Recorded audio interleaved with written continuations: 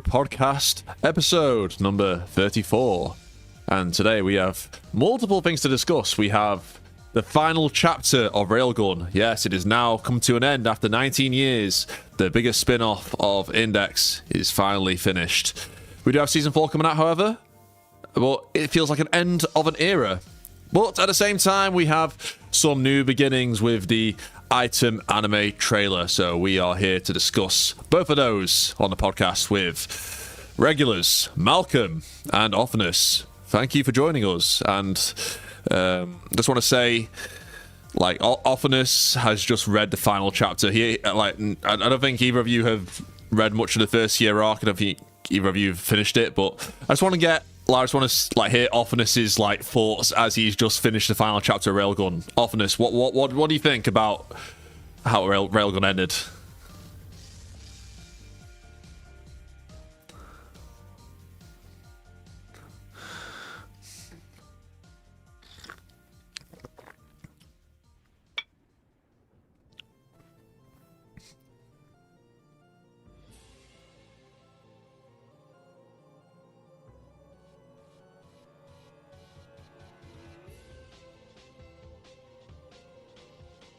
See their vision of what they're doing doesn't mean that they should be doing that. So it's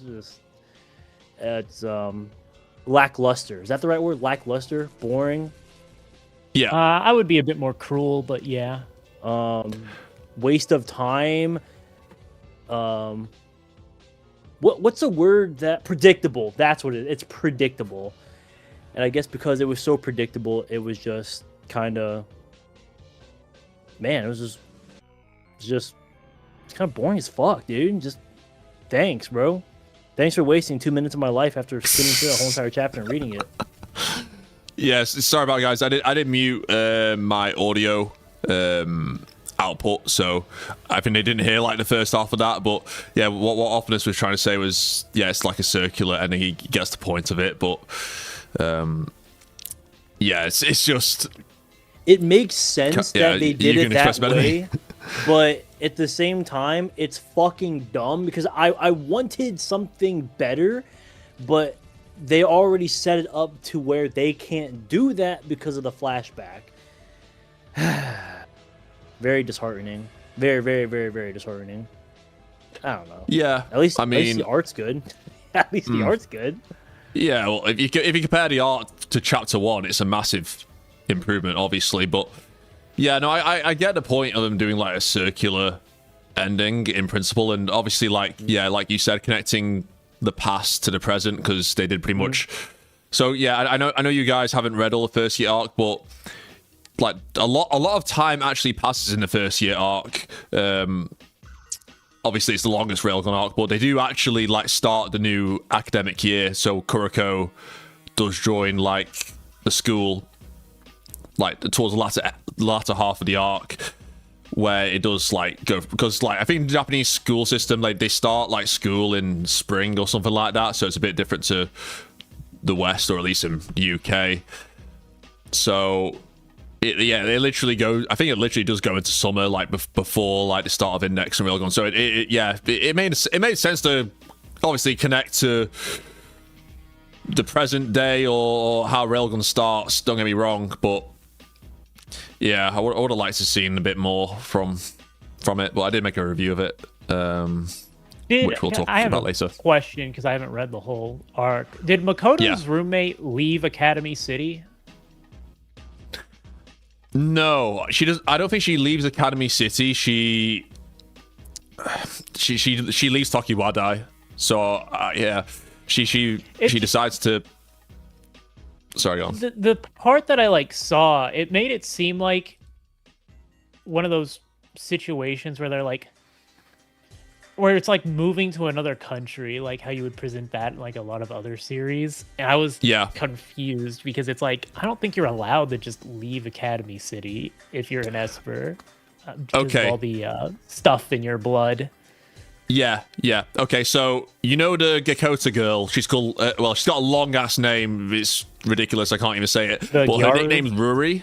You know, the girl who she learns the chaser kick from and is like a Yeah. Gyaru. Yeah. Yeah, the Gyaru girl. She is actually a princess in an Eastern European country that is not named. Kind of like how you remember that Railgun like 15th The anniversary. short story. Yes, Yeah. kind of like her, kind of like the antagonist in that one. So she does actually leave Academy City because she's in the year above Misaka.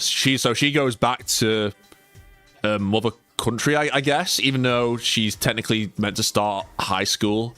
But I guess they might have an institution over there. Like I don't know. It's not explained how that works. So, but yeah, she does leave Academy City. But I don't think Kesai does, unless I missed that. I think Kesai, who's her ex-roommate, she basically like feels really guilty for what she's done because you mean to spoil about because the Kesai thing is kind of like the main plot of the first year arc. Do you guys want to be spoiled on it?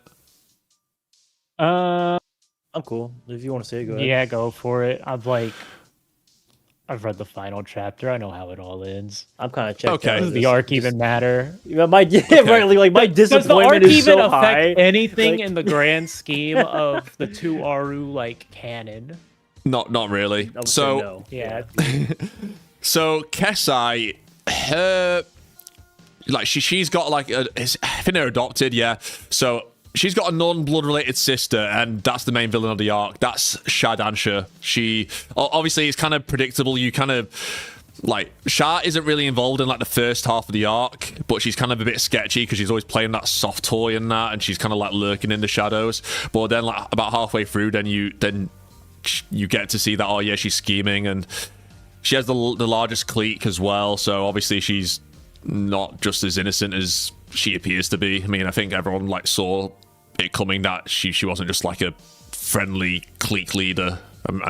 Anyway, so they are sisters, and obviously like their family, I forgot the name of their family that they adopted, but their family's like motive is to make one of their daughters the Majesty of Tokiwadai,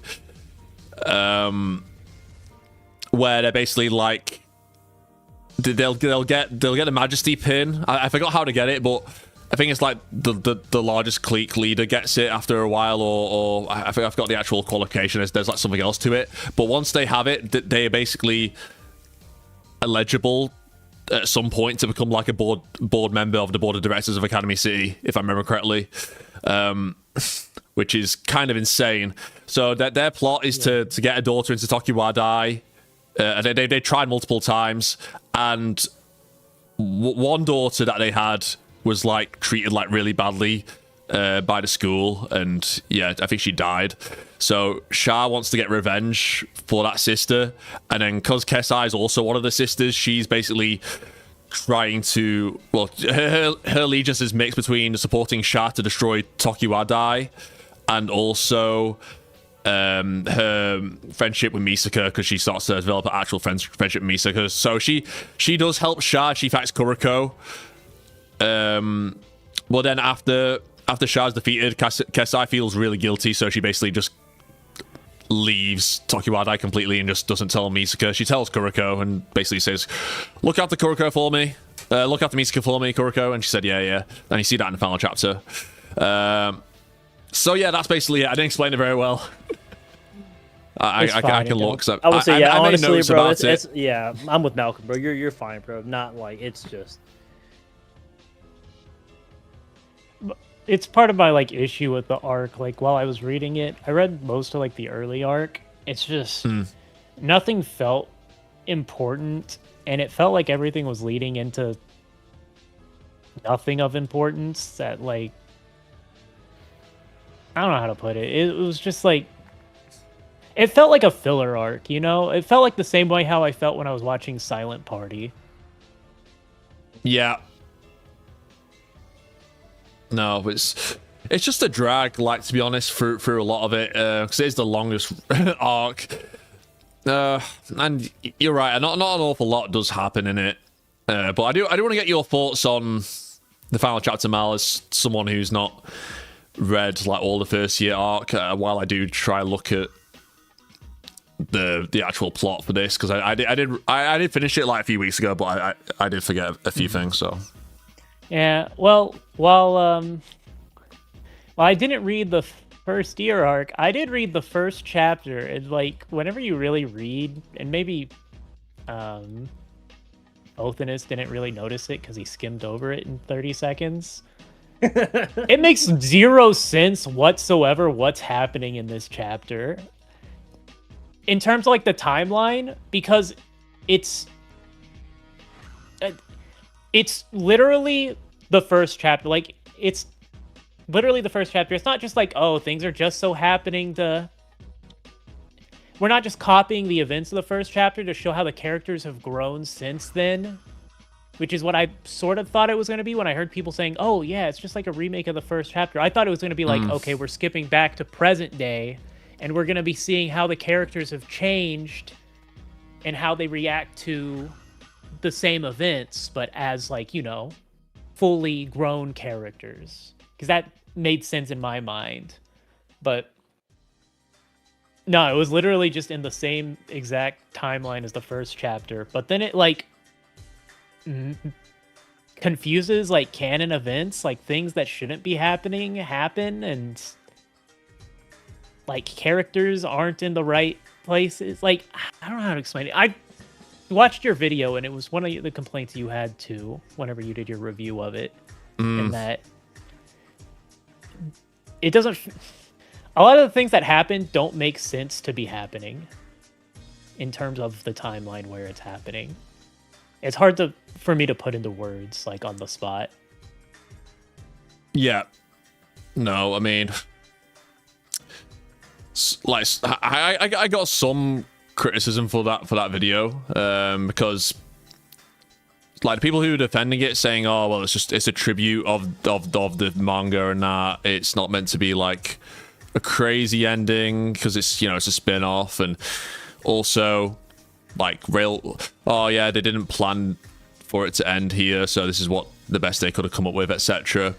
But I think they should have connected it to, like, Will or Free at least. Like, connected to the present, as in, yeah, the start of chapter 1. I think that's fine, but then also, like, make it lead into Index somehow. Yeah, see, I thought it would, like, lead into World War III, how the end of Railgun S sort of led into the side story. Crap, what's it called? Where they went to the other city.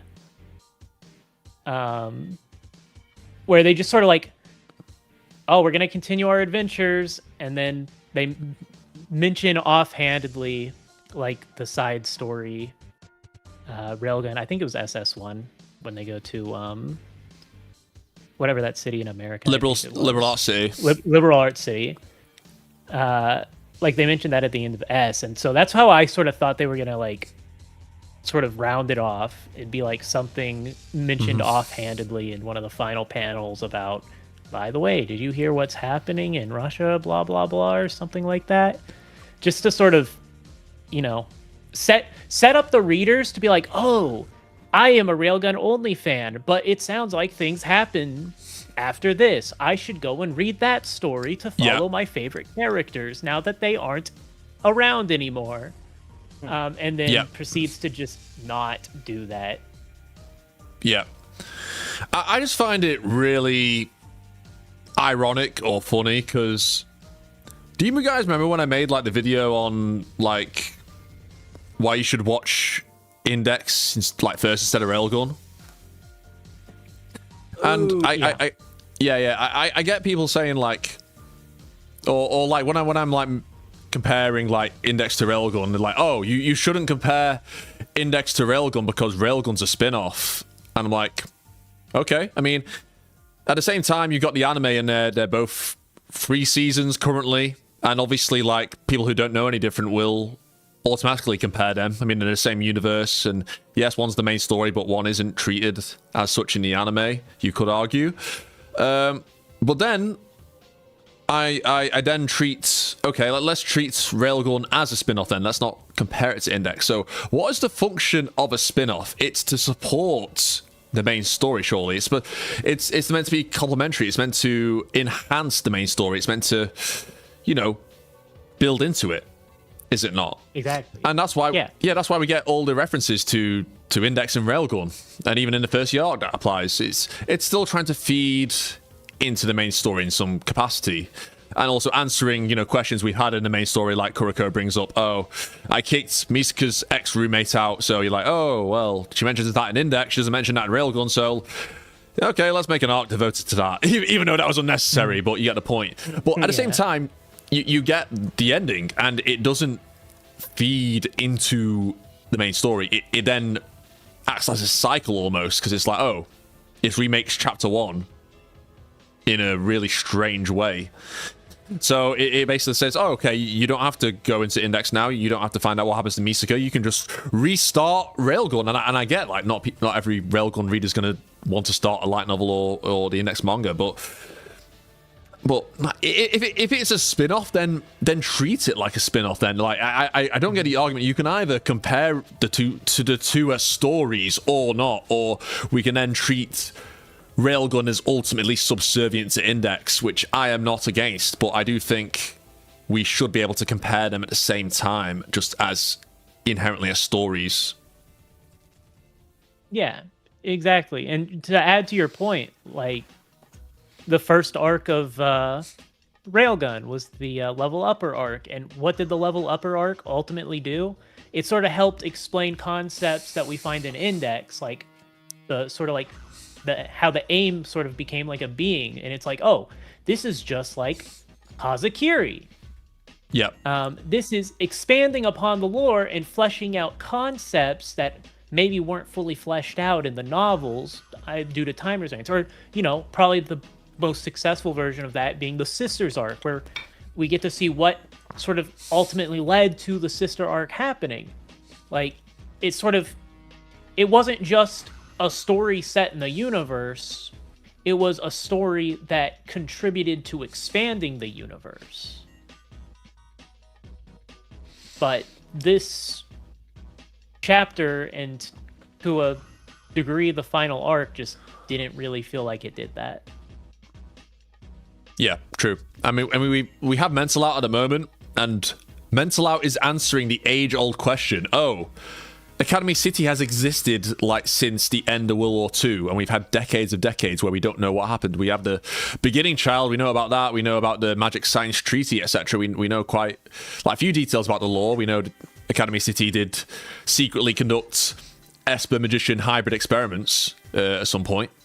We know all this, but we don't know, like, well, were there previous level 5s? Like, what happened to Espers, you know, all the Espers prior to the generation we have now? Like, and Mental Out, it's not answered every single one of those questions, but it is currently answering those questions. It's adding to the lore, and it's answering questions about Shadow Metal, etc.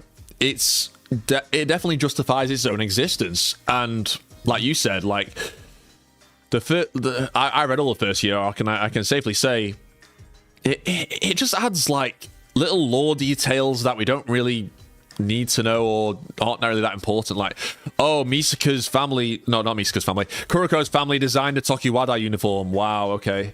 What does that? Does anyone really care about who designed a Tokiwada uniform? Like, I certainly fucking didn't care.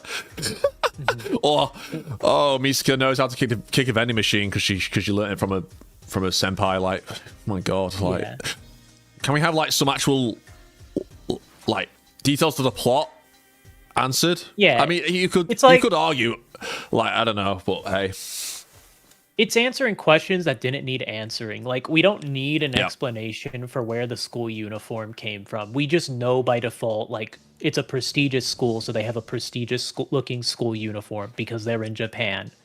Why does Misaka kick the vending machine? I think everybody in the world would have had just assumed Misaka's hot-headed. I can imagine whenever the thing stole her money that one time, she got frustrated, kicked it, and the machine dropped some drinks. And I don't need an explanation for that, because that makes sense for her personality in my head, and it's such an unimportant thing that I don't need it, like, an arc to dedicate time to explaining, oh, by the way, did you know that Makoto's personality is actually just copy and pasted from this one girl that she met one time?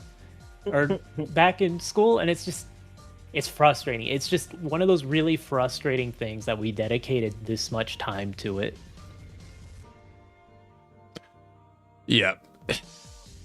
It's just feels like fan service and not the ecchi, nudity kind of fan service. It seems like fan service is in, we're just gonna add these all these little details, which I get that reference and that, but it's at the same time, like,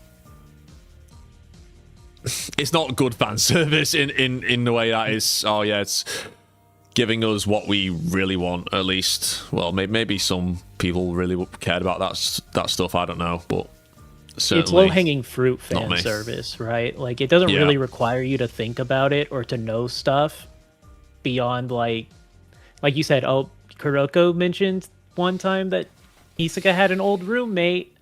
Like, and I think that's one of those things. It's just everybody just assumed, Kuroko's basically a yandere, so I can imagine her scaring the roommate off, and that's why she's the roommate with Makoto. It's like the same thing with the vending machine. Like, I didn't really need an explanation for that, because I had, with context clues of like personalities, already been able to put together a reasonable explanation for that. It's low-hanging fruit fan service that you would find in like a bad sequel movie where they're just like, we mentioned this name from the first movie, but it's not like something like I mentioned with the level upper arc, where if you actually know stuff, you're like, this is actually referencing like AIM beings like Kazakiri, and that's really cool fan service. Yeah, and I do want to hear more from like Othinus as well about this, but I'm sorry we're droning on, but like I'm just going like over like thinking about the first year arc as a whole, and I do want to like make a my full video review of it, but just so much stuff is just underdeveloped as well. Like what they call the Takebayashi family, like, we don't know like hardly anything about them, and they're like the main driving force of the plot, because they just want one of their adopted daughters. Like, they're desperate. Like, they adopt like a shit ton of like daughters in Academy City to try and get on the Tokiwadai.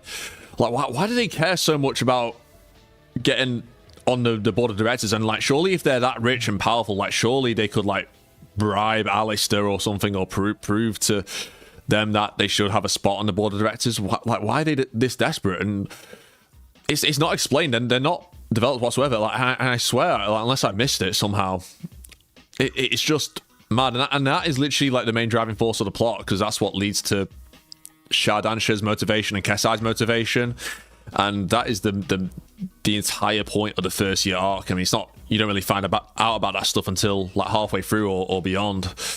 And like the whole Majesty thing, like, I just remembered, like, it's basically you're granted the title of Majesty if you have the largest clique for over a year in Tokiwadai, and you're basically guaranteed like successful career, and then eventually you're guaranteed a spot on the board. Like, why is that the case? I know that Eza's grandma, Unabura Mitsuki's grandma, like chairwoman Unabura, she is one of the board of director members, and this is what Mental Out is going through at the moment, and we're kind of getting context as to why like Tokiwadai is so like ridiculous and how it's structured, because you literally got girls like encouraged to fucking fight each other, and I never see them doing any actual studying. They're just always having clique wars and fighting each other. But I guess Mental Out is kind of justifying that with how like messed up Unabura is. She seems kind of mental. she seems like a bit of an Alistair kind of type, but a bit more psychotic than Alistair is. Academy City, what? Yeah, she's like an honorary Kihara, surely. But so at least Mental Out's kind of doing that. But at the same time, like, this school is just absolutely bonkers. Like, how is this a functioning school? Like, I don't know why Alistair just think like, surely this can like bring about so many problems for me, but I don't know. It's really weird that they made it the middle school, right? You think it's like the high school they would be running these experiments or like doing this kind of test for, not a middle school. Yeah. Yeah, Othinus, how much of the first year arc did you actually read? I barely, honestly, man, I barely touched it. I saw like a couple, like I read like a couple panels, but I'm not gonna lie, bro. I don't remember what those panels were because it was a while ago. Yeah. So no, I just not really. I'm not very familiar with this arc, especially now that I know what the ending is and how lackluster it is. My ass ain't gonna read all this shit. Yeah, yeah. It's like. Sorry, go on. It doesn't seem worth like my time, bro. Like I read the first. I think I read the first couple chapters. Didn't catch my interest. Saw it was a flashback and stuff. I just, well, you know what I mean. I just didn't catch my interest, man. Yeah, I mean, obviously I'll discuss it in my review, and we already discussed like the minor references here and there, but yeah, even the actual driving force of the plot, I feel like, is really underdeveloped, and they could have fleshed out relationships better as well, in my opinion. I kind of mentioned that in my final chapter review in regard to Kuroko and Misaka. But yeah, I mean, the fights are decent. Like, you get a bunch of cool Esper powers, but it's nothing like we've not seen before. We've already seen Kuroko. Yeah. I was skimming through some of the chapters while y'all were talking, like the 166 and 165, where she's fighting like some big boob chick that came out of nowhere. Like, it was cool. I can't remember her name. Like, it said it on the thing, but I can't remember exactly what she's called. Like, that's cool. It was all right. I think what sort of makes it hurt is, so like whenever we see Espers show up in Index, there's usually like a chance we'll see their powers become useful or something related to them like come up later. Either they come up as a character or their powers are used to sort of explain certain concepts in Index down the line. So whenever you have like random Espers show up in Railgun, especially at this point, knowing it was the final chapter, and you have all these powers introduced and stuff, but we know like in the long term, none of this is really gonna matter anymore. Like, I have zero expectation that anybody from this arc is gonna show up in mainline. Yeah, that's the thing as well. Yeah, that's another thing I mentioned about this arc. It just introduces so many new characters at once, and yes, I've already addressed the criticism of people who might point out, oh, you're a hypocrite, Aeon, because, oh, well, Battle Royale and Baggage City, etc. introduce a load of characters, and you love those arcs. And I've already addressed that criticism. Like, there's a way to handle it. But with this, there's so many new characters. There's like 3 new cliques that introduced. Some are like, there's like one girl who's in one of the cliques who then joins, who's in Misaki's clique in the current timeline. So I totally forgot that. Like, I didn't recognize her at first, to be honest, because she's kind of like a whatever character. I think her name's like Asato or something like that. But for the most part, you just get a crap ton of new characters, and it's like the funny thing is to make you remember like which character belongs to which clique. You basically have to look at their hair color. Like every girl with black hair is in Shah's clique. Every girl with brown hair is in Hasakura's clique, and every blonde girl is in Mikigami's clique. and then, well, the thing is, at the start of that arc, it wasn't like that. So there was like a girl in like, I think Shah's clique who had, one of the cliques who had like a different hair color. But then they were like, I think Fuyukawa was like, oh wait, I need to change her hair color, so you know what clique she's in. So her hair color actually changes from that point onwards. It's fucking stupid. It's so, I get it, but it's just like, it just makes your eyes roll a little bit. Oh, definitely did that. Yeah. You know, you mentioned that, what is it, the person with the biggest click gets like the chance to become the member of the board, you said, right? Yeah, you get a spot. You get a spot as a director for not Toki Wadai, but Academy City. Oh, okay. So doesn't that just basically mean that somebody should be taking a seat like every year? Yeah, I mean, you'd think so, point. but or I mean, is it meant to set up maybe Misaki becoming part of the council. Perhaps. That's like the only thing I can think of, but that's also like years down the line, if so. Yeah, unless you're Accelerator, where you can just go like, fuck it, I'm in charge now. Yeah. I'm the captain now. But yeah, I guess they are meant to, you know, graduate and then go into high school and then university and then have a successful career because they had the largest clique in Tokiwada for a year. Like, it sounds ridiculous. Like, why the school? It's surely. I hope they explore this in mental out, because this feels like a really underdeveloped plot point, because it seems like, why is there so much emphasis on Tokiwada? And it must be due to Inabara, because I don't know if you guys have up to date with the mental out manga, but like Inabara has been pretty close with Alistair, I think, for a number of years. So I think that is why there's so much focus on Tokiwada out of all schools. It's because Unabara has some kind of relationship and connection with Alistair. So that is probably why. But at the same time, like, it sounds ridiculous. I don't know if it's like I don't know if it's actually true or not, because, well, I read herring, because it does sound ridiculous. I think it might just be like fake. Like, it's just a false promise. I think it could be a false promise, but I think Unabara, I've not read the latest chapter, but I think Unabara maybe is thinking like, oh, maybe I can groom like one of the clique leaders as like a subject, because I think Unabara does want to revive the former number one, so I think she wants some kind of power out of that, or authority due to that. So maybe she's just trying to like source out, oh, these are the kind of espers who have the most influence, and like, how can I use them to further my own goals like that.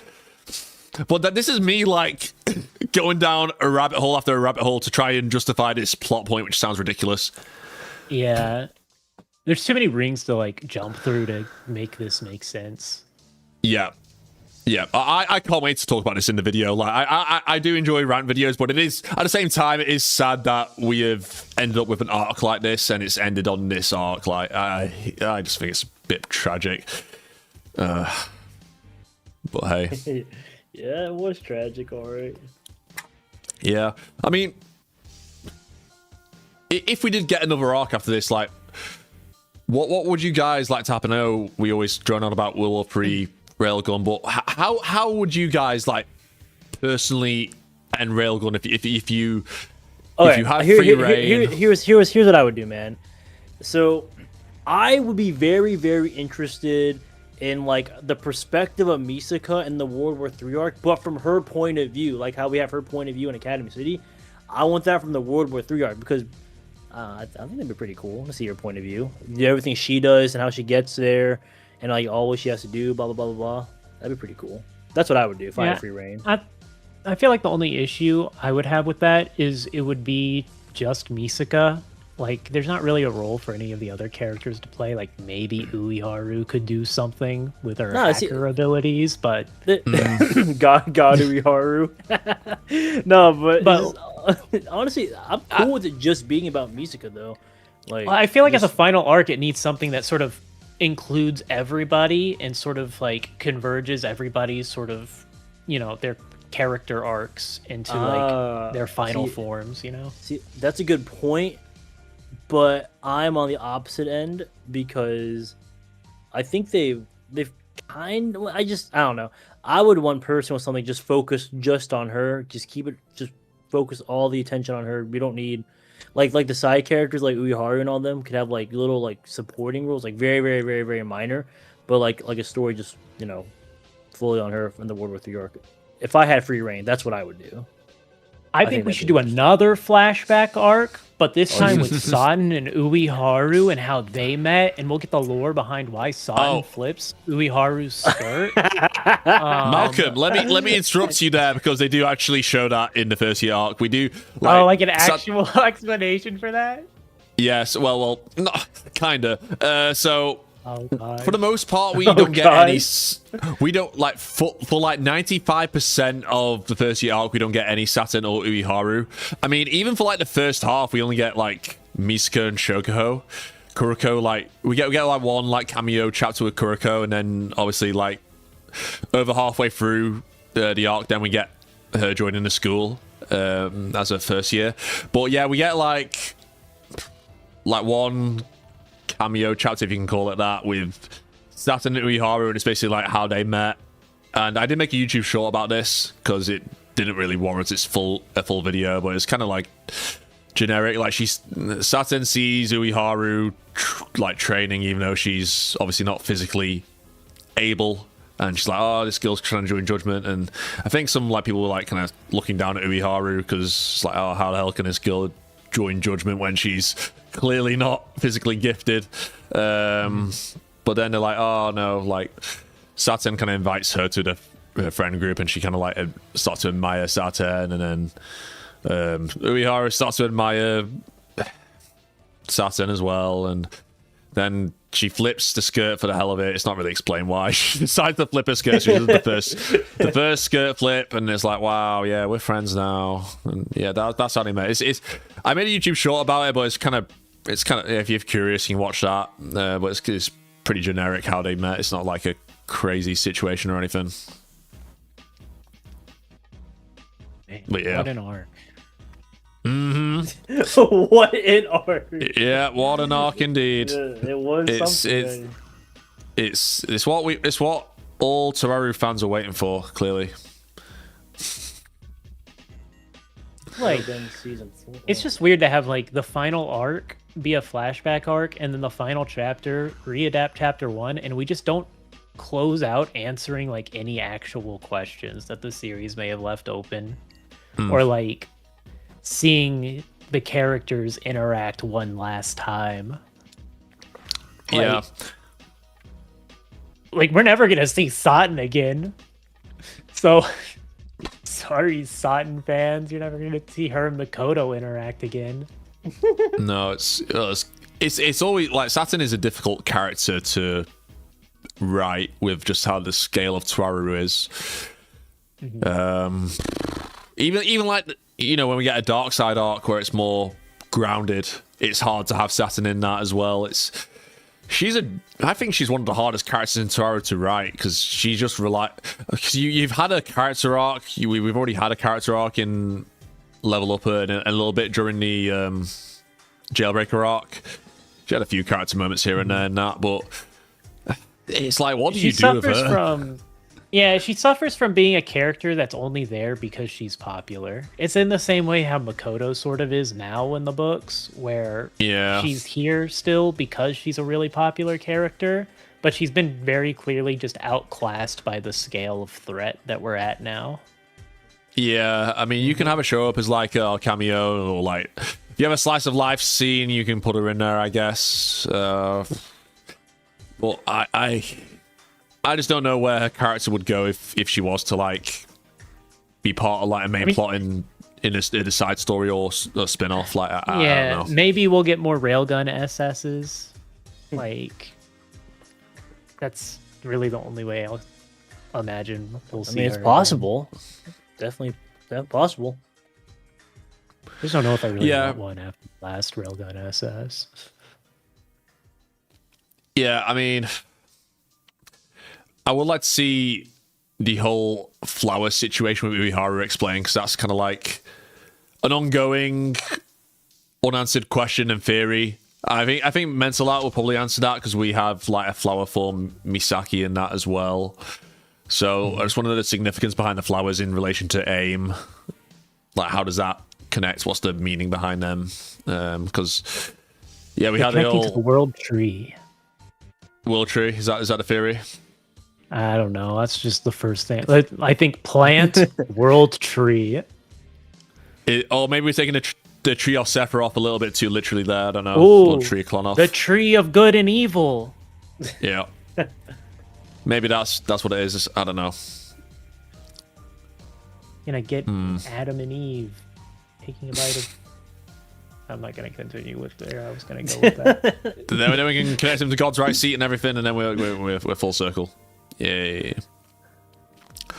We're gonna get God's left seat. But you know, I did see some people saying like, oh, why am I making my video like so critical when like this clearly was not like well thought through, etc. And it was just kind of like, oh, we'll just end it here. But I just think like I think there was a tweet from like Goronga who said, oh yeah, this would be the final arc, and surely like Fuyukawa would have been in communication with them like, yeah, I'm tired now, I want to do my own shit, I don't want to do Railgun anymore for whatever reason. And surely they would have been like, okay, we'll end it at this point. So, but I think there's no problem like criticizing the content that we got in the final chapter, and obviously it's the final chapter, and I've not done like my full comprehensive like criticism of the entire arc, which will feed into the final chapter. But yeah, I don't know. It just seems like people are just trying to protect, like defend it, just for like, oh well, it's a tribute, like, oh. All the discrepancies from like the first chapter. Oh yeah, it doesn't matter because it was a tribute. It's don't take it seriously. Like why are you over analyzing it? And it's like, well, what is it meant to be then? Like, how does it make any sense? Like, is it just a pure like fourth wall break? Does that mean if it is like a fourth wall break tribute, then why have they done that? Because that's not really been a thing in like Toaru ever. I know there's been like alternate versions of events and stuff, and yeah, you could say, oh well, the Sisters arc was an alternate event of the one in Index, etc. It didn't go beat for beat in that, but you know the core story beats were in that, and yet they were really, I don't know, bad with the Accelerator manga. Does a better job ending its final chapter than the Railgun manga, because the Accelerator manga leads right into the book, right? Like, he's going to go out and beat up Iwaki at the end of the Accelerator manga. We're like, oh, we know exactly where this is. We know what's going on now. And then the Railgun manga, like, I don't get why there should be this expectation of, like, oh, it's okay for it to be mediocre because of circumstances outside our control. Because it's like, if I'm reading it and I don't know what those circumstances are, if I'm just reading it every day and I'm not a part of the fandom, or I'm not reading tweets or news regarding, or interviews regarding Railgun or Toaru in general, if I read that, I'd be mad. That ending sucked. If I have to have extra information outside the manga to be like, oh, well, it makes sense for this to suck because of these reasons. No, that's not how that works. You don't excuse media for being bad because there's some sort of like circumstance beyond like the author died, right? Because then it's like, oh, you really can't help that. He did not die. So yeah, no, I think just if you're gonna make it a tribute of the entire like Railgun manga, then it should have just had like more, just less generic stuff into it. Like we know that, oh yeah, Misuka's like the third rank level 5. We don't need to recreate, just to show like, okay, show like highlight reel of every single arc then, if you want to make it like this grandiose tribute. But like, who really cares about these bloody skill out thugs robbing the bank and then Misuka using a railgun? It's like, wow, okay, we've seen that before. Like, if you're gonna make a tribute, make it epic, make it like legit. If you want to do an ending as a tribute, but like you said, like if you're going to do like a circular ending or something like that, then yeah, have it like the Accelerator manga where okay, yeah, it does lead into other events, of course, but Accelerator leads into Index, this leads into itself, and then you've also got the fact that if you compare it to other spin-offs other than Accelerator. If you compare it to like Dark Matter's ending or Astral Buddy's ending, those endings are so much better. Those are, you know, dramatic endings, and it leaves an impression. It's like, wow, because you get like the development from Junko in Astral Buddy, and also like Mitsuari Ayu's plan being foiled, which gives her more of a vendetta, etc. You get the closure with Yuri Senya and Junko, and then you also with the Dark Matter manga you get to see why Kakina's so motivated, why he calls himself as like, oh, I can't save anyone, and why he dislikes Accelerator so much, why he wants to, you know, break out the system of Academy City. Like, those are so much better endings than Railgun, which is the biggest spin-off. And I know you could argue, well, I don't know, those are a lot shorter, so but then you got to have a plan. You got to have a beginning, middle, end. But this is the problem with that's Railgun's had for a while, that it veered off from having a continuous plot and then just went into like, oh, we'll just keep it going as long as possible and not have like a continuous narrative. It's ironically like the opposite of like Index, because Index seemed a bit episodic, but then it turned into a continuous narrative. But it seems like the opposite happened with Railgun, which is kind of funny. Yeah, because like early on, Railgun was sort of like original arc that plays into the canon, original arc that plays into the canon, and it was sort of like, yeah, that flow worked. But then we like after the Daihasei, it was just original arcs that only exist to sell more Railgun. Mm-hmm. It stopped really playing a role at one point. It stopped being part of the Index universe and just sort of decided they were only selling the Railgun universe, right? Yeah. It wasn't interested in being part of the main continuity anymore. It was just, we need Railgun chapters because people read Railgun and like Railgun, and people buy Makoto figurines, and Makoto's not doing a lot in the new novels, so yeah, you're right. I mean, it feels like, oh, they just like kind of just disregarded the main plot of Railgun, which was continuous with like the whole level 6 thing.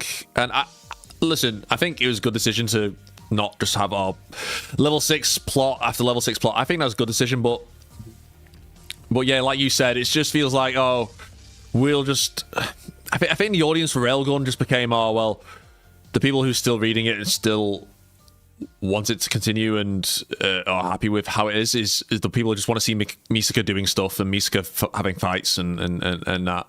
And I mean, yeah, we can have more Misaka. I'm not saying we shouldn't have Misaka doing cool stuff or that, but have Misaka doing cool stuff, but also have the continuous plot at the same time. Have a direction of where the spin-off is actually going, rather than just being, you know, Jailbreaker arc and then First Year arc, which just aren't really connected. Just Misaka all of a sudden remembers her previous friends, and then we go into the First Year arc. It's like, whoa, why? What's the significance behind that? But if we look at like Railgun as a whole now, like because Railgun's ended now, we can look at Railgun as, you know, a beginning, middle, and end. Now we can view it as, you know, in its entirety. I want to ask you two guys this. Do you think it was a mistake for them to kill Kihara Gensei in the Daisei arc? The reason why I say this is because Kihara Gensei was like the main villain who was like kind of established in the level up arc, but he never made an appearance, and then he made again he had significance in the second half of the anime, which was original, but then we got him again in Daisei arc, and he took center stage. Do you guys think he should have stayed around, like not kill him off, and then have him as like the main bad guy throughout the entirety of Railgun, and then have that continuity, that objective to defeat? What do you guys think? It's hard I to feel say. like it would sort of, he's already sort of been defeated, and I can't really imagine a scale for him in particular that goes like greater than what happened during the Daihasei. So I feel like it was fine to get rid of him. The problem is just we didn't get a good villain after him. Like, that's good. That's a good point. Yeah. Like, if I read Index, we're getting a new villain every arc, just about. Well, of course, with like Alistair, for the most part, acting as sort of the puppet master, right? But like, we always had like a new face to be like, they're the bad guy, so and so's the new bad guy, and there was sort of a consistent like growth or like a changing dynamic with each villain. And Yeah. I think the one problem you have with Kihara's is they have sort of one general dynamic, and that is, we are going to do evil science things. That is true. That's a good point. And I can't imagine him doing anything like would be much different from what happened in the Daihasei Festival. So I wouldn't keep him around personally. I feel like you could have maybe have gone for another Kihara. Or you know, maybe adapt some of the light novels. You know, we have some Railgun side stories that could have gotten cool adaptions. But I wouldn't have kept him. I feel like the problem with Kiharas is and I think Kamachi realizes it because he doesn't really consistently use them as villains. If you use them like back to back to back, it gets really repetitive with how they operate. And I feel like Kamachi actively sort of avoids doing that, right? Like you never really get multiple Kihara villains operating like that. Like maybe like you'll have Genzai, you'll have the one from Dark Matter, and it's interesting to watch them in different stories because they're operating under different like rules based off who they're fighting or like going against. But like if they're always going against Makoto, like there's only so many ways you can imagine a Kihara countering Makoto, because for them it'd be pretty easy. True. Yeah, I do want to ask you about something, but I want to ask Othinus. What would you have done? Would you have kept Kihara Gensei alive, or would you have introduced like a new Kihara? How would you have handled, or what ideas do you have for like how Railgun could have be continuous? Honestly, as much as like my thought process is like the exact same as Malcolm's. Honestly, it really is. I honestly have nothing more to add. Honestly, he said everything I was thinking. He really did. Okay. All right. But yeah, Mal, I heard you say that there's no good villains after Gensei. I do want to ask you about like Kimi. What do you think about Kimi? Because I think she's okay. Like she's got a tragic backstory in that, and she has Termina's dragon, so she has that novelty to her. But at the same time, it feels kind of weird for her to have that to begin with. She was okay. She was pretty cool, and I can't remember, how did she get the dragon again? I don't remember, man. I honestly don't remember either. I feel like it just sort of chose her, and we were supposed to sort of try and figure out maybe what motivates the dragons, but I don't honestly remember. I mean, she looks cool. I'll give them that. But so her Esper power, like she's a level 0, but she has this really whack ability. So apparently, her being an Esper created like a black hole in space. That I think like the Academy City researchers thought she was like a holistic Esper, where this appearance of the black hole then happened to her. If you guys remember the concept of holistic Espers in New Testament 4, where they're like Gremlin or trying to create one, or where they're pretending to create one because Othinus was just being deceptive all the time. Where it's like, something huge, something on the macro scale can then have an impact on the micro scale. So basically, black hole exists, which then can affect something very tiny in the universe. So that would be Kimi.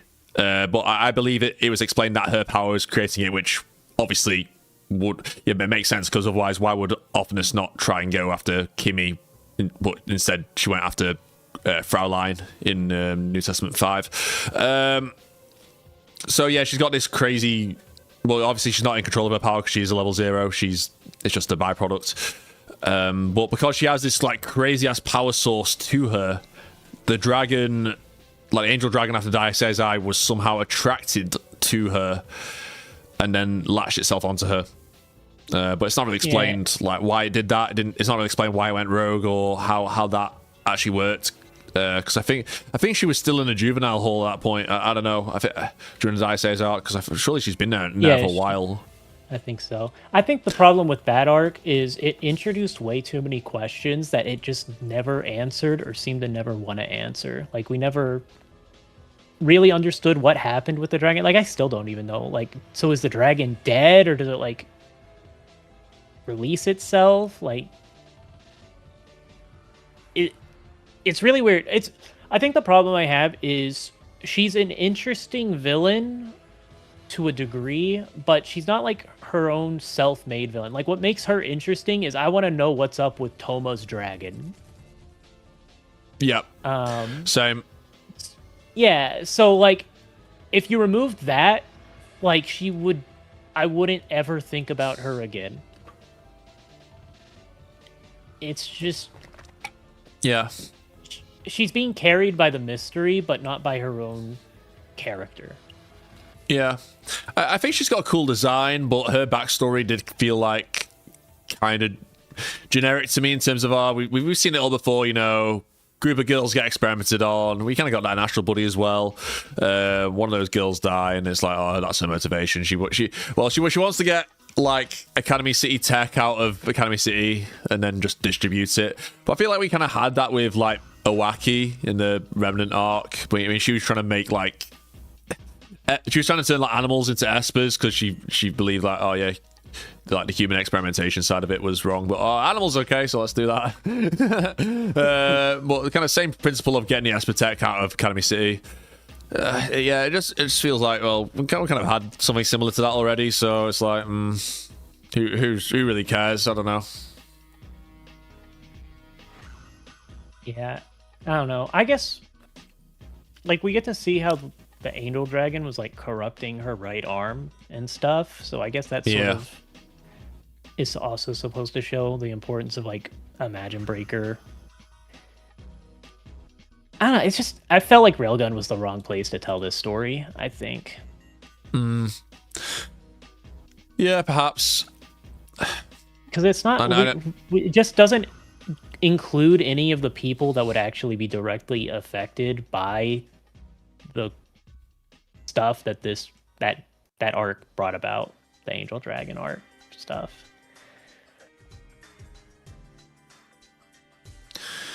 Yeah.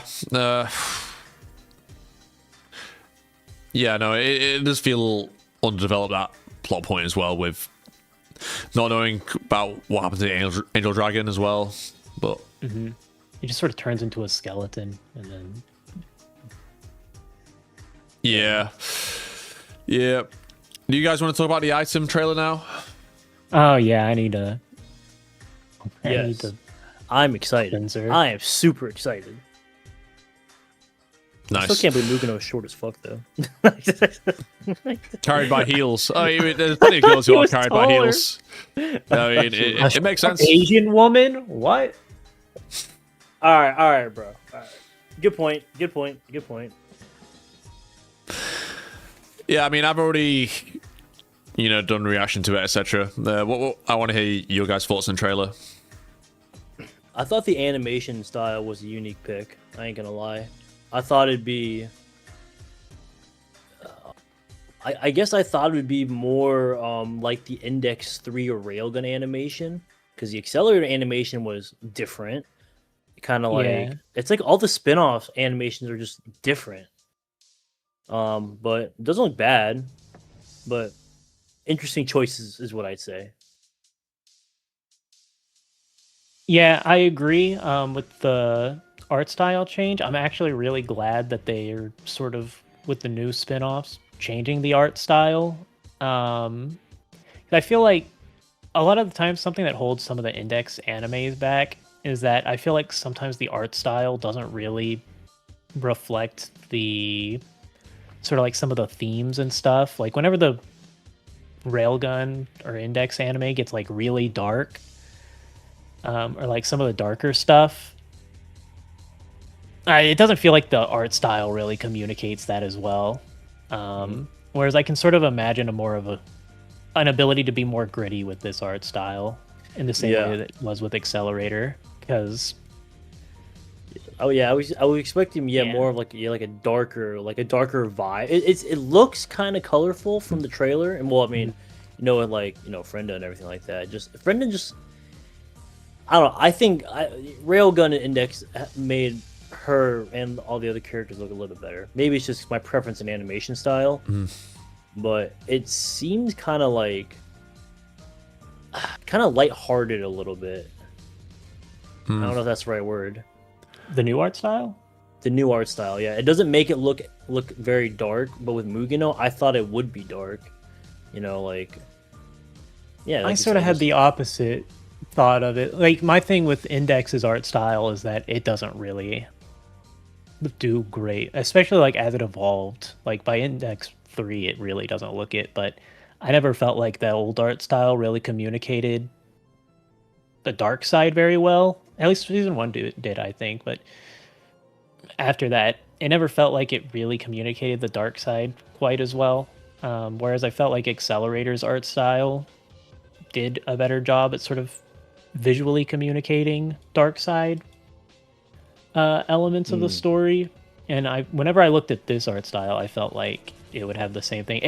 I mean, like, by design, it has to be able to look colorful and more, yeah, that's true, friendly, because of the whole, you know, the dichotomy of Academy City. You have the light side, and that's sort of like where our slice of life elements typically come from, especially in like the item novels. But then you have to be able to quickly transition to like the dark side, and it has to feel like it naturally. The art style can sort of shift without feeling forced. Like, as Index went on, like we sort of got like, especially Index 3, they had like chubbier faces and stuff. Yeah. And it looked like the characters were sort of being like cutified in some elements. And so whenever the story got dark, it sort of didn't communicate that as well, as how I viewed it. That's fair. And I might be judging it way too soon. It might be, you know, one of the best animations, you know, that JC staff has done for a Toaru. Maybe. Not, I'm saying maybe. It's just really good. But it is JC staff, so I am quite worried about it. Yeah, that's... I am very worried. Yeah, the only time you can really give an exception for them is Railgun. That's like their baby for some reason. Like, they'll choose Railgun over One Punch Man. Yeah, literally. And after all this, I'm surprised we don't even have like a Railgun movie. I honestly thought we'd have one, but I mean, the that's a good point. The Index movie was basically pretty encompassing of Railgun too. I know, but like a movie solely focused with Makoto doing some random side quest, for example. I don't know, but like, yeah, I just feel like with how much they love Makoto, I thought that she would get her own movie. That makes sense. Because Item's getting an anime. It's only a matter of time before Mental Out gets her own anime, and then we'll finally get my Dark Matter anime, and then Dark Matter needs the movie. Yeah, honestly, it does. Absolute cinema. Dude. Plus, it's a one shot, so it would actually fit within a movie time. I reread that every now and then. I just really like that one. I really like his story. I like it. It's cool. Imagine, I just like him. He's cool. Imagine what that would do to Kakina's ego, that he would have a movie in that Accelerator. Like, he'd be like absolutely buzzing with that. He would. Yeah. I did see your reaction to this though, Aeon, like a while ago. I say a while ago, but like when it first dropped, I did see it. I think it was on Twitter. Was it? No, I don't know. I saw it somewhere. I don't know how I saw it, but I saw it. Yeah, my reaction was kind of the same as yours.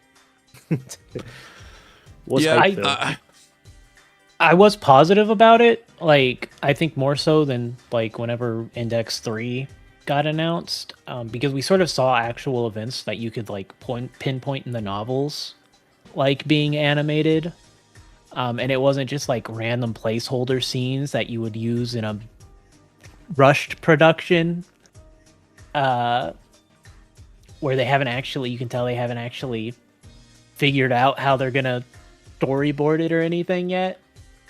Because that was sort of one of my problems with the early Index 3 trailers and stuff, was like, I was watching it and it's just like, none of this really, a lot of this seems like placeholders that they haven't actually animated like proper yet.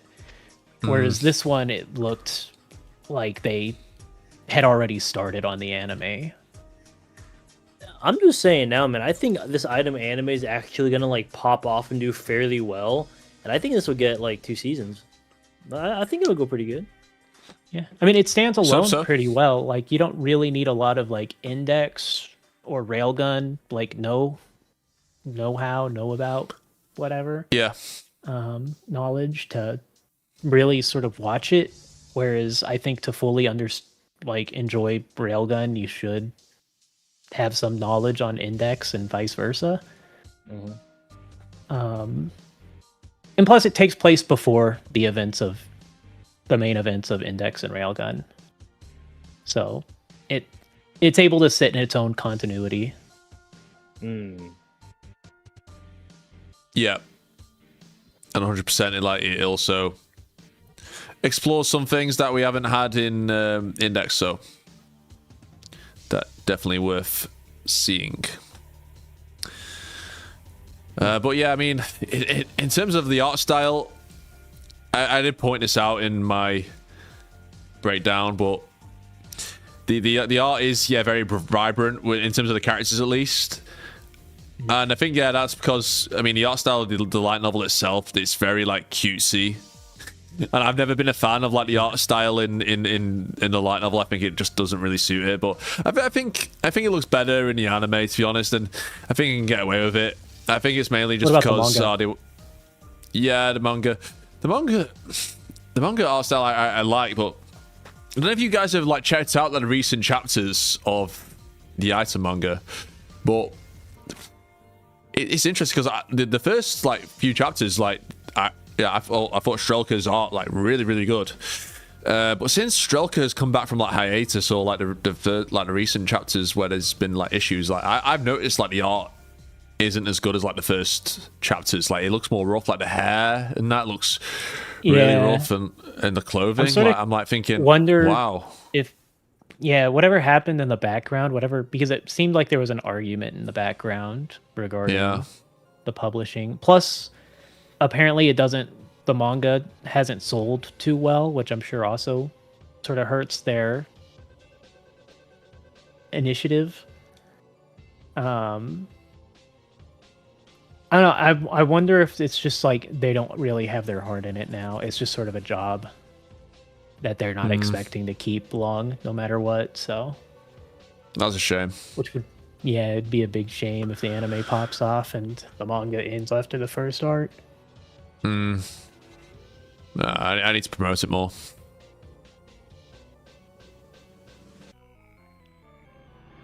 That Mental Out. Yeah, Mental Out. Mental Out seems to be doing well. But yeah, it's Mental Out's one of those things where I have a hard time imagining it getting popular if you aren't already a bigger fan of the series. That one sort of feels like it's designed more for people who are really into the series. Yeah, perhaps, but I think Shoko, she's more popular than Mugano anyway, so yeah, she's least popular. I mean, in terms of the content, what kind of stuff the story goes into, because we mentioned earlier, the Mental Out manga actually does it's really going through a lot of the questions that we have about Academy City. And it also has the problem of a lot of those questions that we haven't been posed yet in the anime universe. So you'd have a hard time adapting that at this point until we get more of the main series adapted, if that ever happens.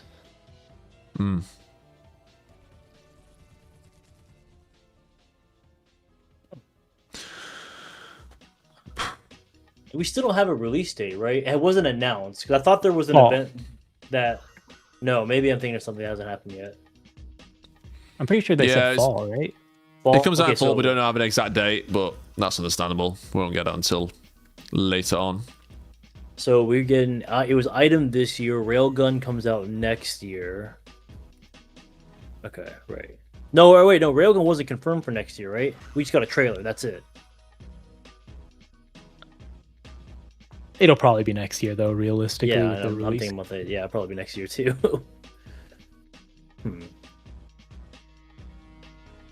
Ah, man. I don't want to wait. I want to watch it. I hope it's on Crunchyroll. Yeah, it will be. Oh, yeah, because... Oh, yeah. Just for the cost of your identity, you can watch it on Crunchyroll. Nah, man. My roommate pays for Crunchyroll, so... we good. Did you see that with Crunchyroll? What happened? Yeah, like they had like a data breach, right? Yeah, massive data breach, and they never Yeah. disclosed it. And it's like Wild. everything was taken: emails, passwords, credit cards. Damn. Yeah. I heard that they were going to compensate all the people that got their identity or their information stolen. Don't know how much or if they actually will, but that's just what I heard. Bruh, that night, straight up, I got an email, and it's like someone from Thailand was trying to logged into my old Crunchyroll account that I hadn't logged into in like 10 years. Huh. That's how I Wow. learned about the breach. That's kind of insane. Yeah. Jeez. But well, in any case, I'm looking forward to this. I hope it's really good. I hope more people get a lot more look at the other Toaru series. Yeah. What do you guys think of the music in the trailer? Because I really like the sound of it. Oh, actually, hold on. I gotta listen to it again, but I felt let like me listen to it again. Yeah, hold on a second. yeah. Yeah, no, it sounded pretty good to me. I mean, obviously, it's only like a little bit of it, but I don't know.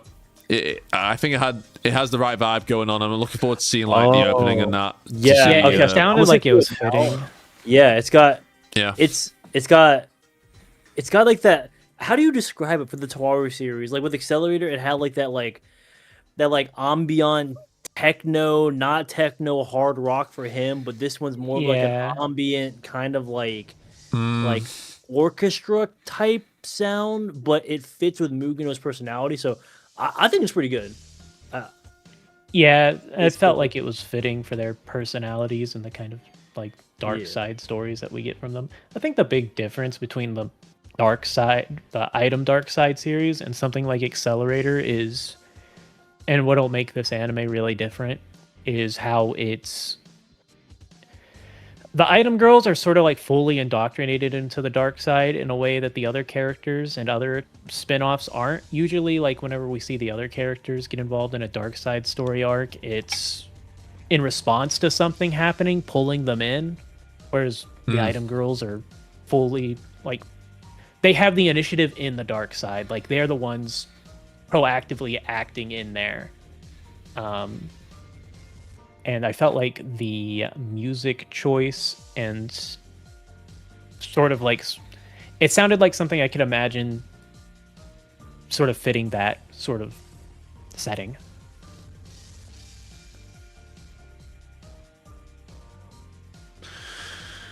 Yeah, I think if they nail the tone of it, obviously Nagai's directing, so with all those elements combined, I'm hoping it's a good adaptation. I mean, we'll have to wait and see, of course, but yeah, I will let's see. Like, obviously, people will wait until the first episode, etc., to judge, but I would like to see a bit more hype around it, more people talking about it. Yeah, there's been no Hey. real red flags. Yeah. Got super chat from Darth Vader 2102 or 2101, sorry. Thank you. Hi Aeon, hi Othinus, both goated. Thank you. Nice to see you in the chat as always. Yeah, no, I should be sending you the check, not the other way around, for saying such things. So thank you very much. Well, yeah, I have noticed, like, yeah, there's not been many people like making videos about the item trailer, unfortunately. So I was hoping to like see like more people reacting to it or like commenting about it, but I'm not surprised. Man, I could have made I my think own it'll reaction. I think it'll be a sleeper hit for most people.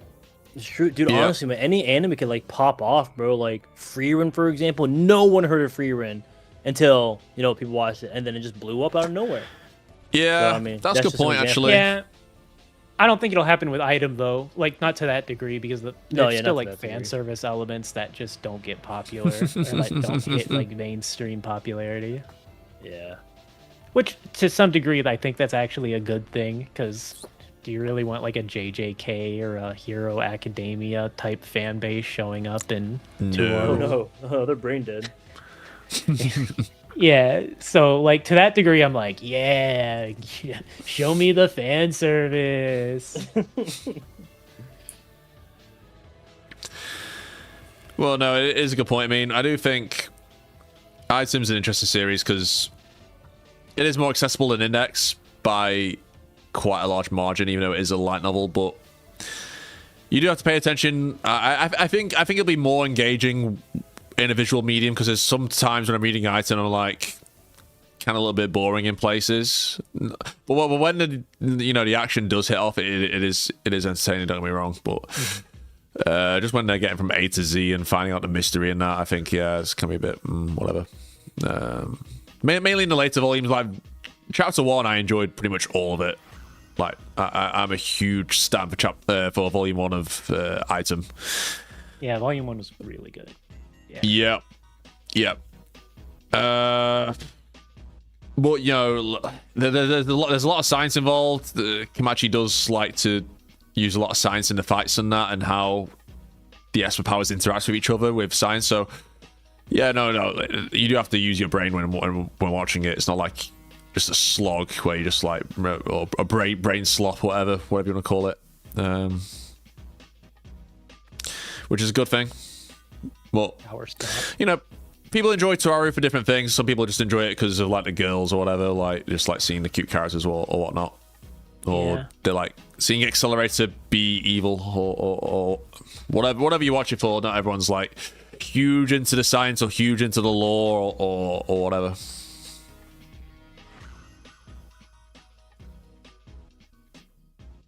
Very true.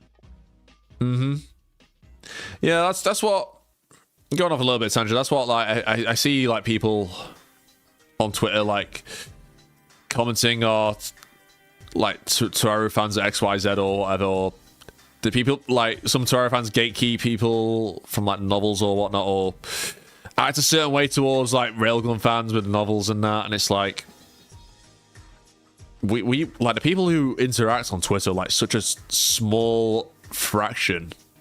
It's just because that's the vocal. Those are the vocal fans that talk about it all the time. Those are the most passionate fans who are actually involved in the fandom. But like the majority of Toaru fans are just the people who watch, you know, Railgun when it airs, and they watch it and then they move on to the next thing, and they don't engage with it further. They don't feel the need to.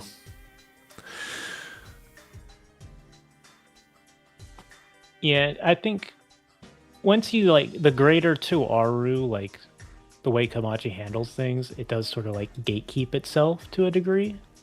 Yep. Because there have been like points, I think, within the fandom where you've had people try to sort of come in and take over the fandom in a weird way. Yeah. Where they're like, this stuff is problematic. The fans are problematic. We need to change it all so it fits what I want it to be. And they eventually gave up. Like, I'm sure you probably are thinking of the same person I am when I mention this. Yeah.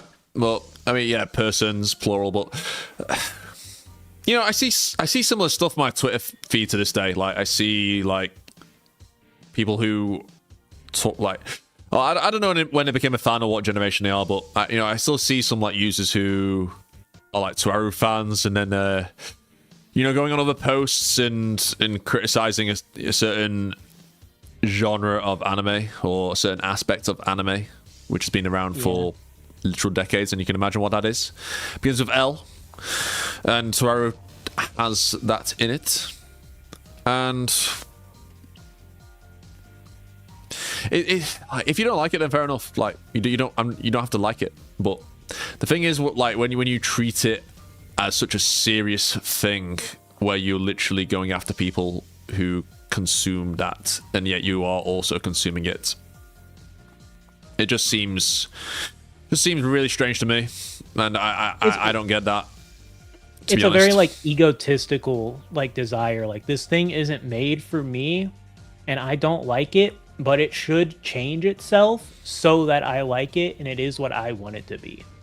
And it's like, there's this weird idea like in anime where it seems like people think all anime has to be made for like everybody. But it's like, if you don't like cop dramas, like if you watch TV and you don't like cop dramas, why would you go in to like a cop drama community and start demanding that they make it a sci-fi story? or that they change it so that the characters aren't cops anymore. There's this weird idea that like anime has to be enjoyed universally when anime isn't like, it's not a genre, it's like a category, and then you have a bunch of genres in it. Like if you don't like romance anime, you don't have to watch romance anime. Just because you like anime doesn't mean you have to watch every single anime that releases and then complain whenever it's not made for you. Because like there's a good reason, like it's probably not made for you. If you want something made for you, watch JJK, watch My Hero Academia, but don't go into like some random niche community and be like, this is problematic. You need to change it. It's like if I went to the Tenchi Muyo fan base and was like, I don't like harem. You should change this to be not that.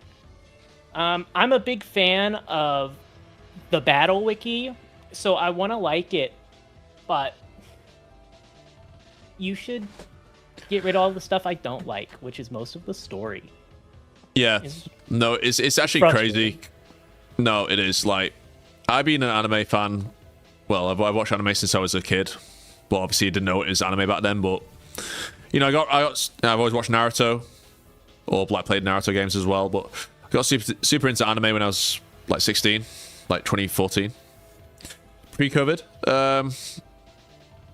And just like no one gave a fuck. Like you could just like joke about anything, like fan service, etc.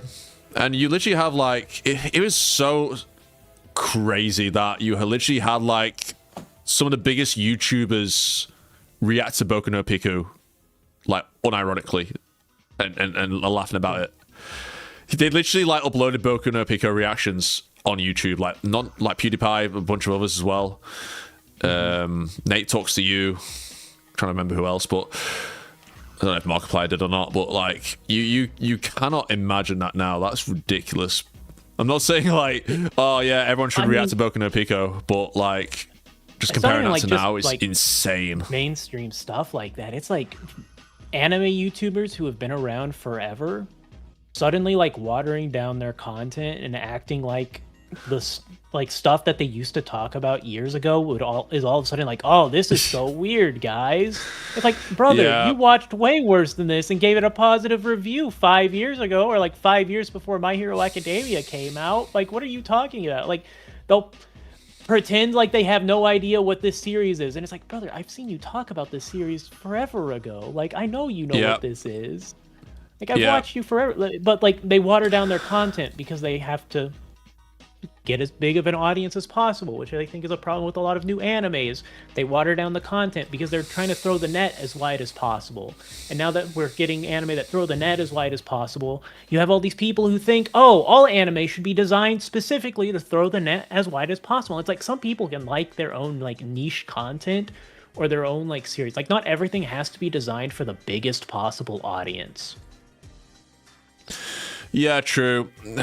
Yeah, I mean, I think you do get like big anime YouTubers who kind of like distance themselves from things they've said in the past, and it's kind of funny in a way because that's probably, you know, why people got into anime, because it is so absurd and exaggerated, and it obviously like you can do things in a cartoon that you can't do in reality. I think that's the whole fucking point of cartoons, because I mean you can make a realistic cartoon if you want. You can make it, you know, make it completely one for one for like, or maybe like sketch like real people or whatnot, and make it like a one for one of like a real scene or real people. But the whole point of cartoons is like pre-CGI is, oh, you can do shit which you literally can't do in reality. You can do whatever you want. You have a free reign expression, and because it's cartoon, because it's your I'm not saying anime is cartoon or whatnot, but animation in animation you literally have a blank canvas, and and because it's not reality, you can then like make things more absurd and make things more surreal. Taboo. You can like explore taboos and stuff that you can't do with like live action stuff. Yeah, exactly. That's the whole point. Well, yeah, I do remember like like an anime being a weeb, etc., was a subculture, and with any subculture, like because it's Japan, it's from a different culture, etc. It's not the norm. It wasn't the norm at all. It's like I want to say goths, but now goths are like treated like totally different. Like it's sort of a fetish now. Yeah.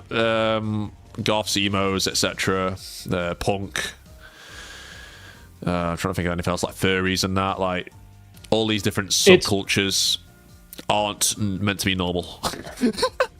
Yeah, it's all sort of just become like it's all like a performative. Like nobody's actually part of these cultures beyond being like performative about it. Yeah. True. Yeah, I've just seen like a huge shift in just anime's place in just like society, or in like consumerism as well. I remember like going to HMV, like, which is a like media retailer in the UK. Yes, they sell like CDs and games and DVDs, Blu-rays, etc.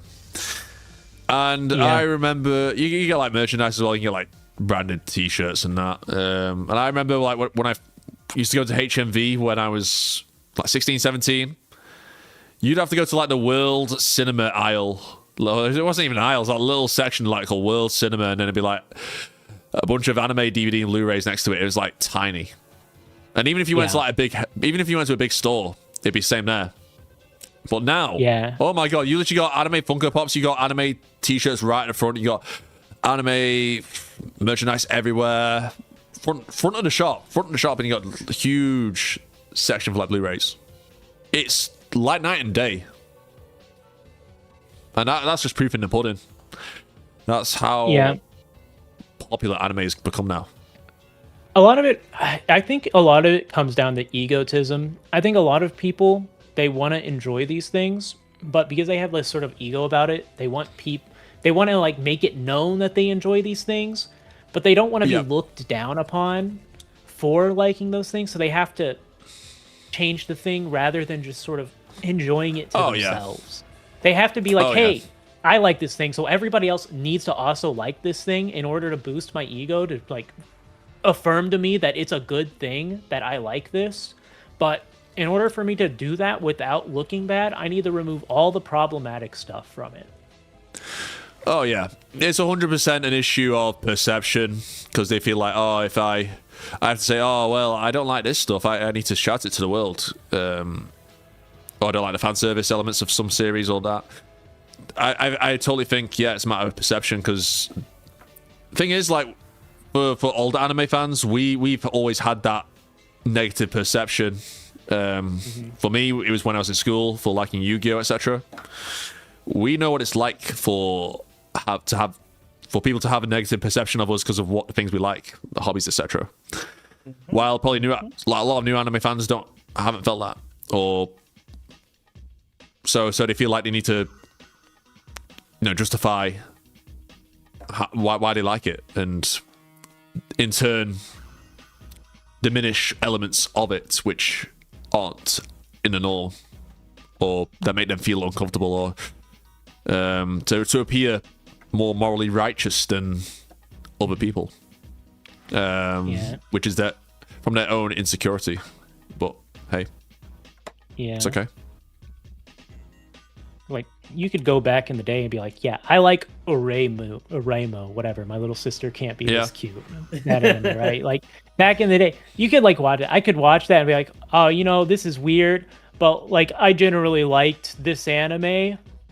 I don't need to tell everybody that I like this anime because, like, I know I liked it. If I want to talk about it with people, I'll find other people who like it. But a lot of people are like, I like this anime, but I have to tell people I liked it because my opinions are important to everybody, but I really care about people's opinions of me. So I need to force them to change it so that they're actually childhood friends or something, and remove all the content that I don't like or want people to think I like. And it's just sort of Like, you can just like things and then silently be like, yeah, I liked that. I don't need the entire world to know I liked that. Mm-hmm. Yeah, 100%. But like, if I,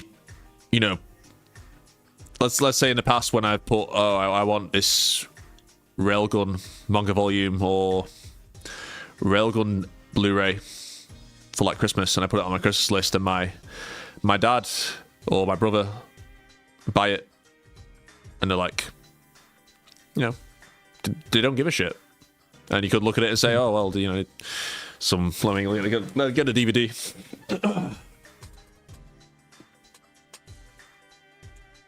Yeah, you look at this and you think, why does my son like this? Why does my grown-ass son like this?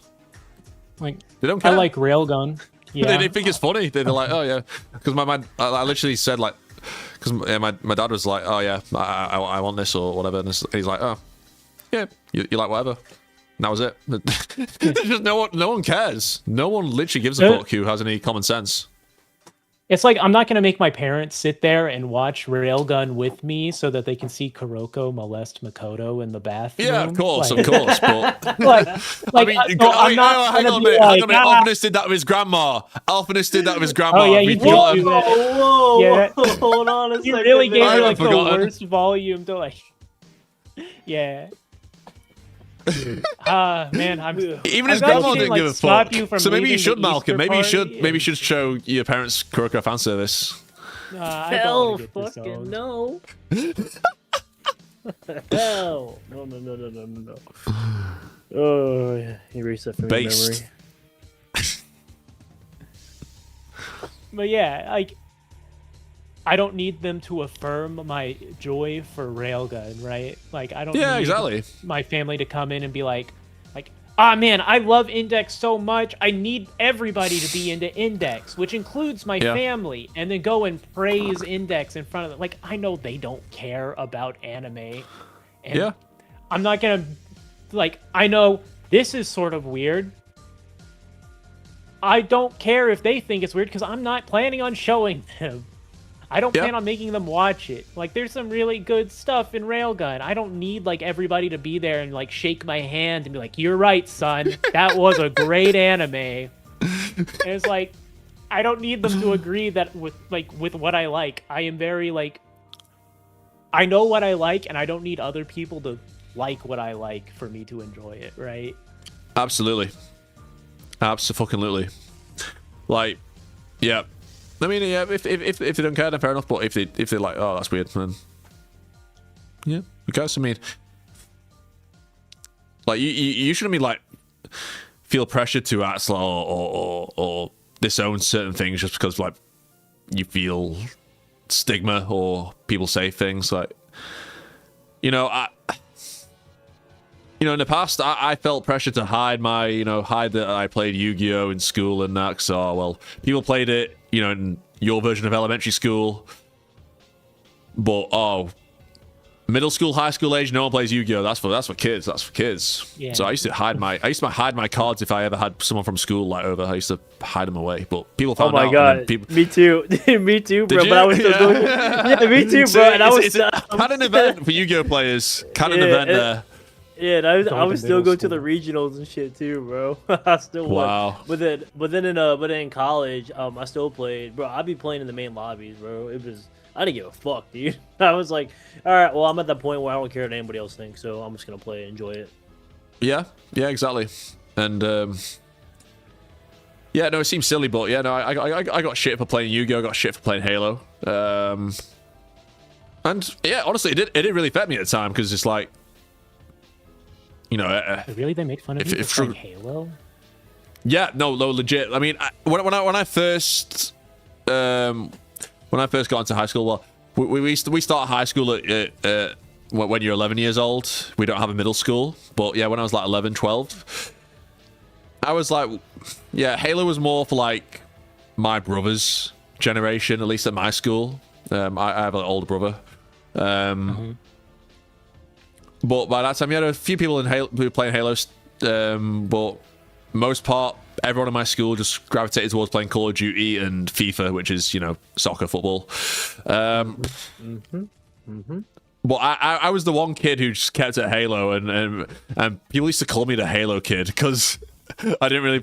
I had Call of Duty, but I didn't really play FIFA until later on. I kind of became a sheep. I just joined the club in a way, but I did have some people who played it, but I just got shit for liking Halo more than like Call of Duty because I was like the only person who thought that. Like, it'd be one thing if you're like walking around with the Halo books and being like, did you know that the Master Chief is actually blah blah blah, and the Flood or blah blah blah? Is like nobody cared and beat you up over that. But like when I was in high school, my high school gave everybody laptops, and everybody would pass around a thumb drive that had Halo 1 on it, so we could all play Halo 1 multiplayer.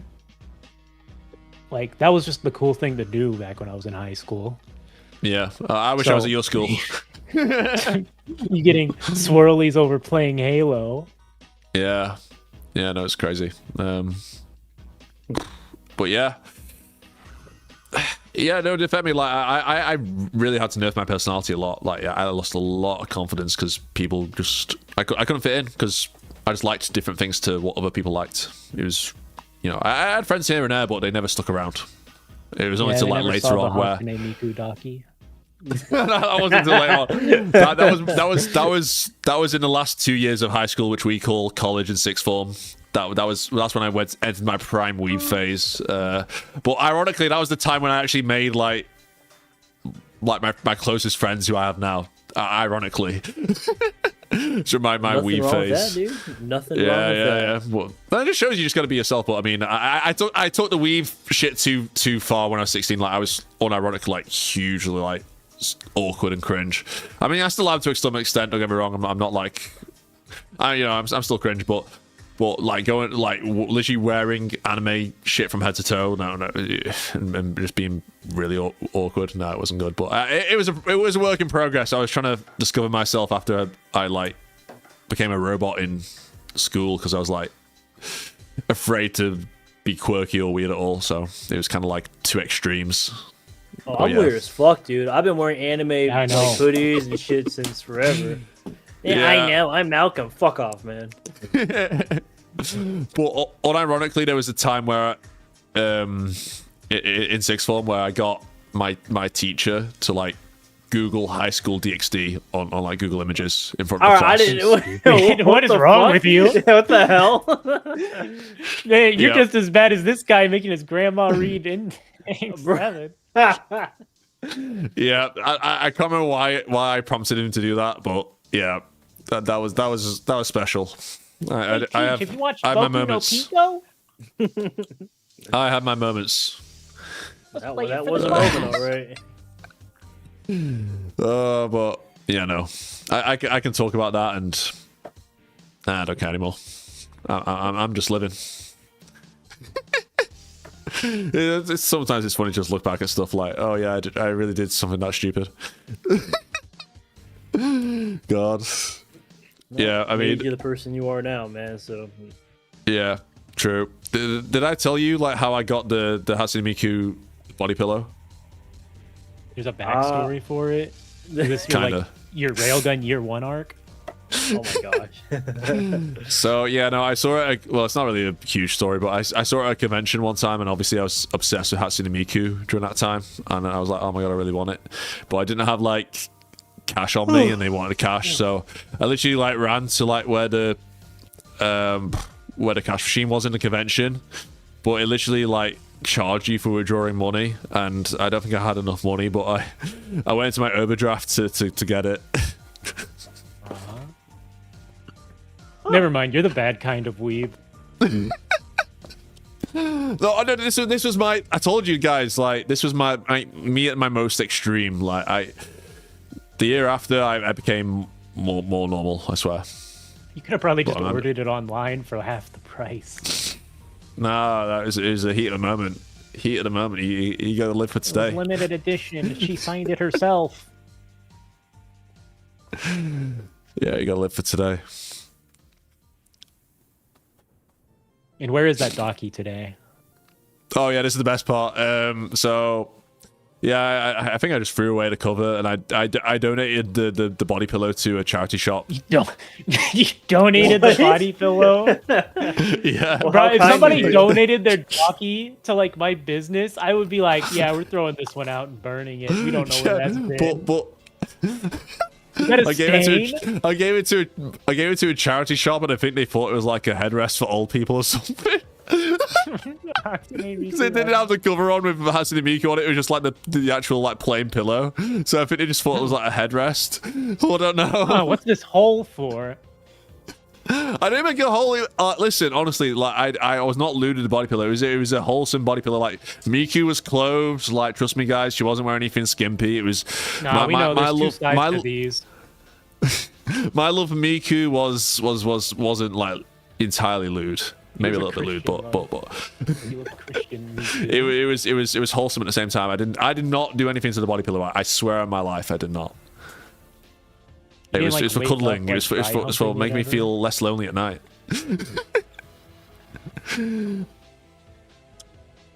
Yeah. Oh my god, it's funny. Like the kind of thing you walk away like you do, the middle school syndrome. Yeah, so you never know. There's probably some like old person who has my body pillow right now. You know, be passed down his family for generations. Hell yeah. That's what you want to get a gift from your granddad. Body pillow. What's the best Hatsune Miku song? Honestly, like I used to be like really into her. I used to listen to her music all the time when I was like 17. I think I stopped around when like 19, 20. I didn't listen to her as much. I just gradually stopped. What's my favorite Miku song? What did I used to like? Honestly, I can't remember off the top of my head. I'd have to look at my old YouTube. I'd have to look at my old YouTube favorites. I remember watching some Miku in back when I was in middle school, and I found the Popipo song.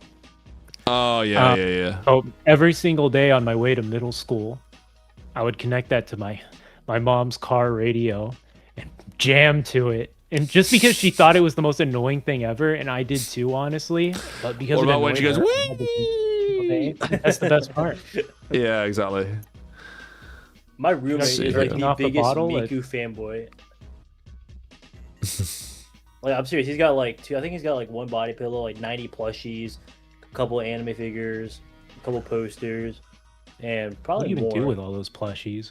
I mean, they are sitting in his room around his PC right now. That's what they're doing. They are Damn. sitting. I'll take a picture. Make like of a sometime. summoning circle with them. Make like a summoning circle. Bring Miku to life. Oh, there's also a Miku. Does he like really hate that guy who married Miku? Does he just have a natural hate for that guy? You know, I'm gonna be honest. I don't think he even knows. Oh, don't let him know that he's been cucked. Yeah, right. Yeah, there's a Miku in our living room, just staring at us in the corner of our room. I'll send a picture of it. He's just sitting there, menacingly. Oh yeah, I think there was this song called like Glass Wall that would unironically make me emotional. What? It's like, oh yeah, Miku's behind the screen, so you can't be with her. God, let's bring back memories. Looking at my old YouTube favorites. Holy shit.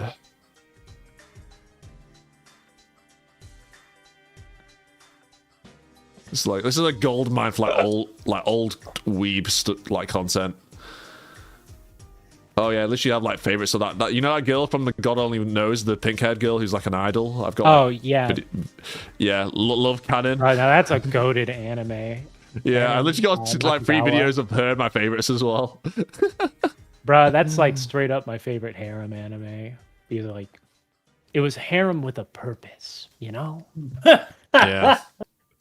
But like also like the ending, it's actually like he ends up with the girl like I liked the least, but it made sense for his character to end up with her, so I can accept it. But great anime, one of the best anime ever in my opinion, top 10. That's wild. Yeah. It was good. I say it was decent. In my opinion, it was decent. The openings are also goated.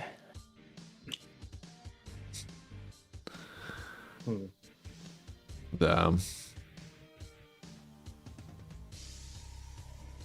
Oh, what a way. This just brings back memories, like all the old like YouTube hoops and memes and stuff. Like you don't get this anymore. 1 million potato chips. Crazy. 1 million potato chips. My favorite YouTube poop.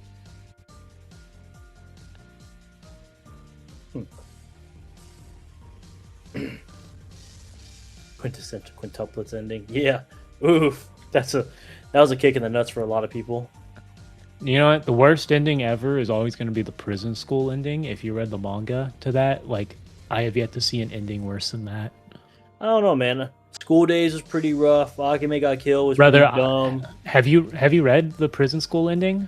I have not. Actually, you should. It's bad. Like, actually it's read it. It's one of the worst endings, right. if not the worst ending ever. Hold on, Like, it makes the Chainsaw Man ending look like a masterpiece. Like, oh I'm my not god! Don't even get me kidding. started on the Chainsaw Man ending. That was just okay. Is Prison School ending chapter 277? Is it that one, or is it? Yeah, know what to look at they that. did like a special chapter for the final volume whenever it actually came out, but it was like 3 pages and made it even worse somehow. But It made it even worse.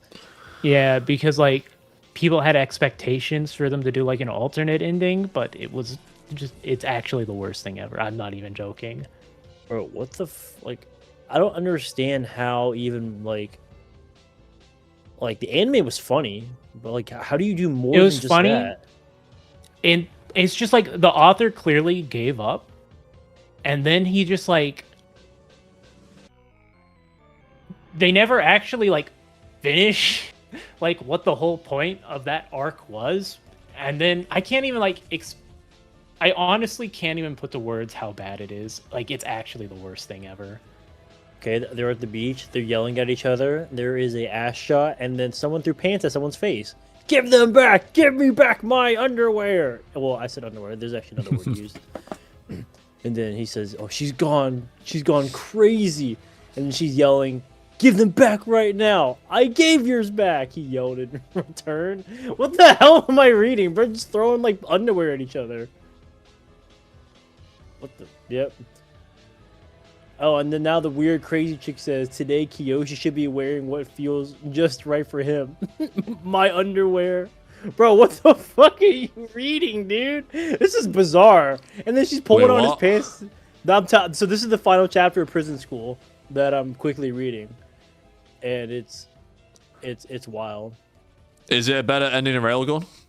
No, no, honestly, it's actually the worst ending. I'm not even kidding with you. It's the worst ending in all of manga. It's Like, the ending's so bad, the author, like, every series he's done afterwards failed because this ending was so bad. Damn. Nobody wants to even bother with his other works. That's tragic. I cannot unsee everything I just saw. To the wet t-shirt contest, and that's the end. Wow. Yeah. Yep.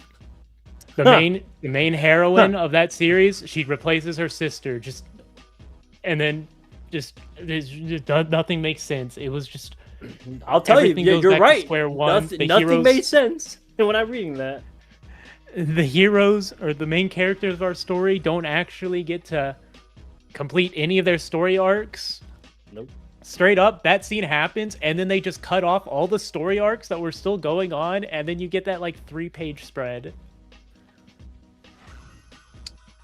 All right, then. It was horrible. Oh my god, it's so horrible. I'm so mad. I'm so frustrated. I'm just not even gonna sleep tonight. I'm gonna be upset. I'm frustrated. I wasted a minute looking at that garbage. Now imagine if you read all of the manga before I that would and then never read got all to the that. I'll get blues. Oh, Do you man. guys want to do Q&A? Yeah. Yeah, let's do that. I need to not be mad now. I need to not be mad. All right.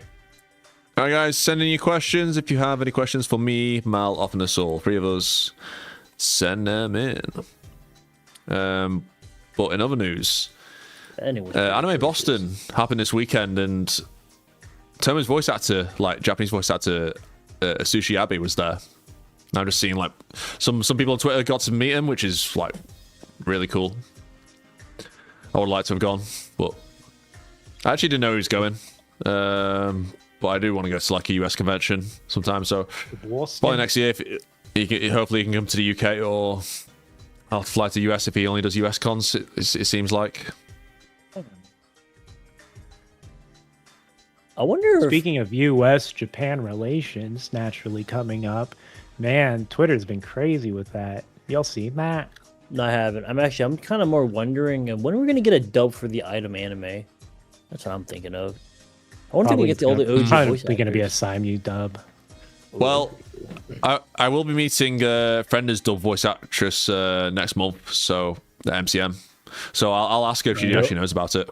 Hey, nice. Yeah. I'll probably get my Railgun S DVD signed. I need to see if there's actually got a picture of Frenda on it though. Oh yeah, you should. Yes, we got Frenda's face. She can sign Frenda's face there. She could sign Frenda's face. Yeah. Got all the item girls, so I can collect them while we don't have... Obviously, we don't have an item anime DVD yet, because it's not even out. But I do have a volume of the manga Japanese, which Cam gave to me, which was very nice at convention. Thank you, Cam. Appreciate you. Why isn't the case blue? This is a Blu-ray. Yeah, I know it's Blu-ray. The case should be blue too. It's not blue, and that makes me mad. Oh, I know why. So Gave you a bootleg. you get a DVD and a Blu-ray in this. Yeah, I know. I do too, but mine's blue. Interesting. It's not blue like. It's bootleg. Your fake. Your it's collection's not. fake. Your collection's You're not even fake. a real index fan. You got the US version. I've got the UK version that released. All right. Well, I don't care. I don't care. See, it's not blue. How's it Blu-ray? Anyway, That's the only blue thing about it. they literally haven't released the Accelerator anime in the UK. Like the only one that exists is the Region 1. And Oh wait, really? Yep. Because You know they dubbed the specials on that too. Like they actually did dub the special episodes, the goofy ones that they normally don't dub. Damn. Like they actually dubbed them. It's weird because Wow. they're typically written with a bunch of Japanese jokes in them for the Japanese audience. They had to localize them. It's strange. Wow.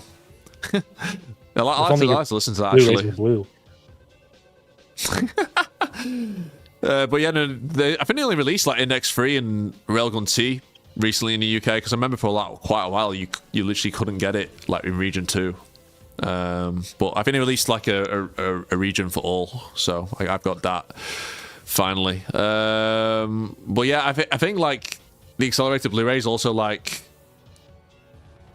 you can't get it easily, and I think the people are selling it for like $200 or $300, something insane.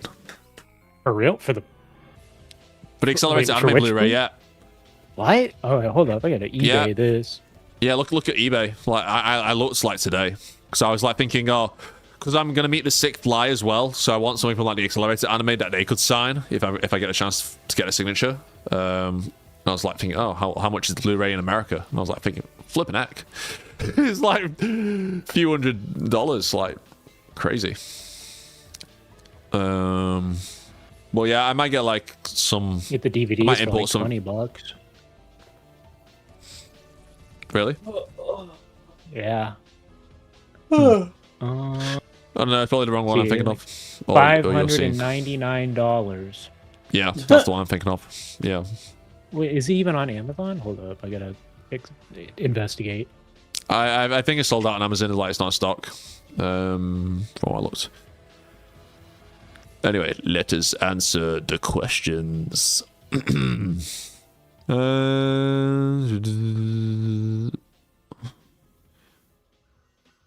Who would win in a bite strength competition, Index or Jack Hanma? Is that from Baki? Yep. I've not seen Baki, so I don't know.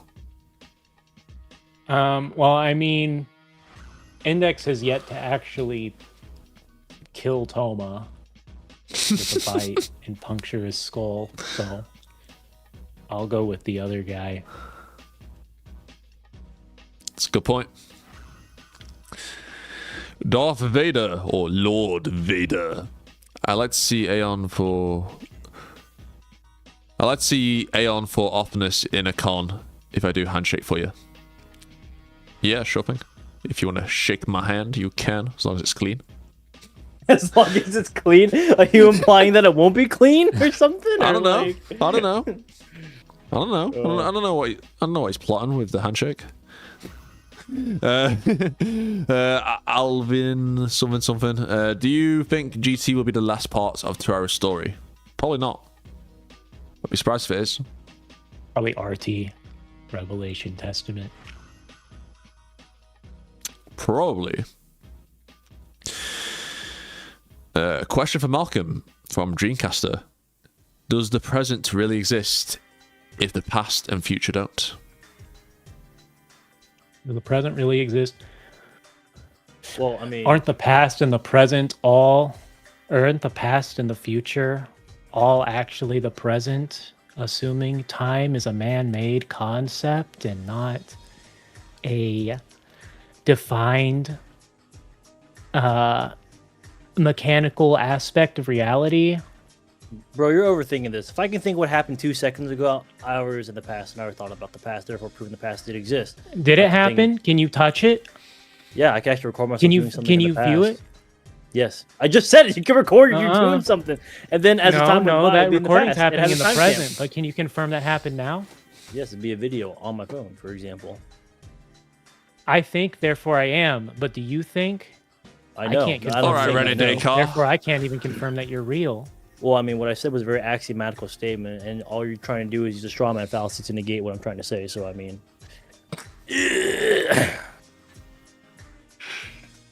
so the answer is Settle no. down, children. The answer is no. We don't exist. Time doesn't exist. I agree. No, we don't exist. Nothing exists. Jim Carrey was But right. I think, therefore I am. So We're in the I Truman agree, Show. but you're saying that you don't exist, so that just further affirms that I'm the only real thing in existence. True. Okay then. On that note, have you seen Angels of Death or read it? I have not. Of course, classic anime. Not really classic, but that's all right.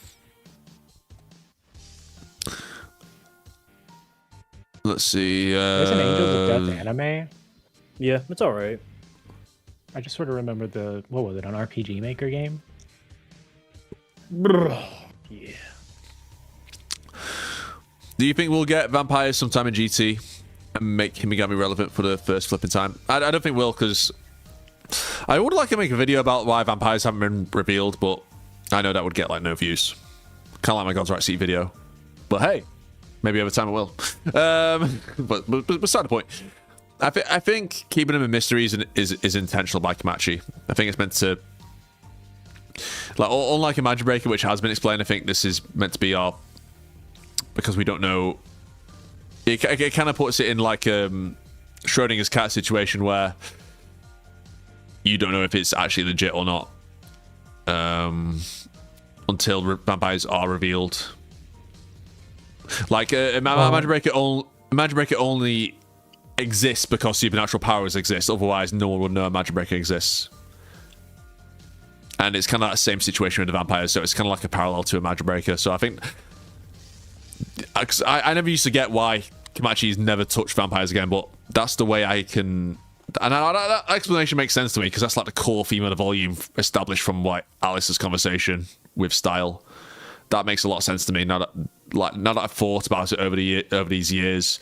So it just shows you like studying Index should be like a degree, like unironically it should be, because there's so much you can say about it, and the themes. You know, my impression of certain things does change over time, and that's one example.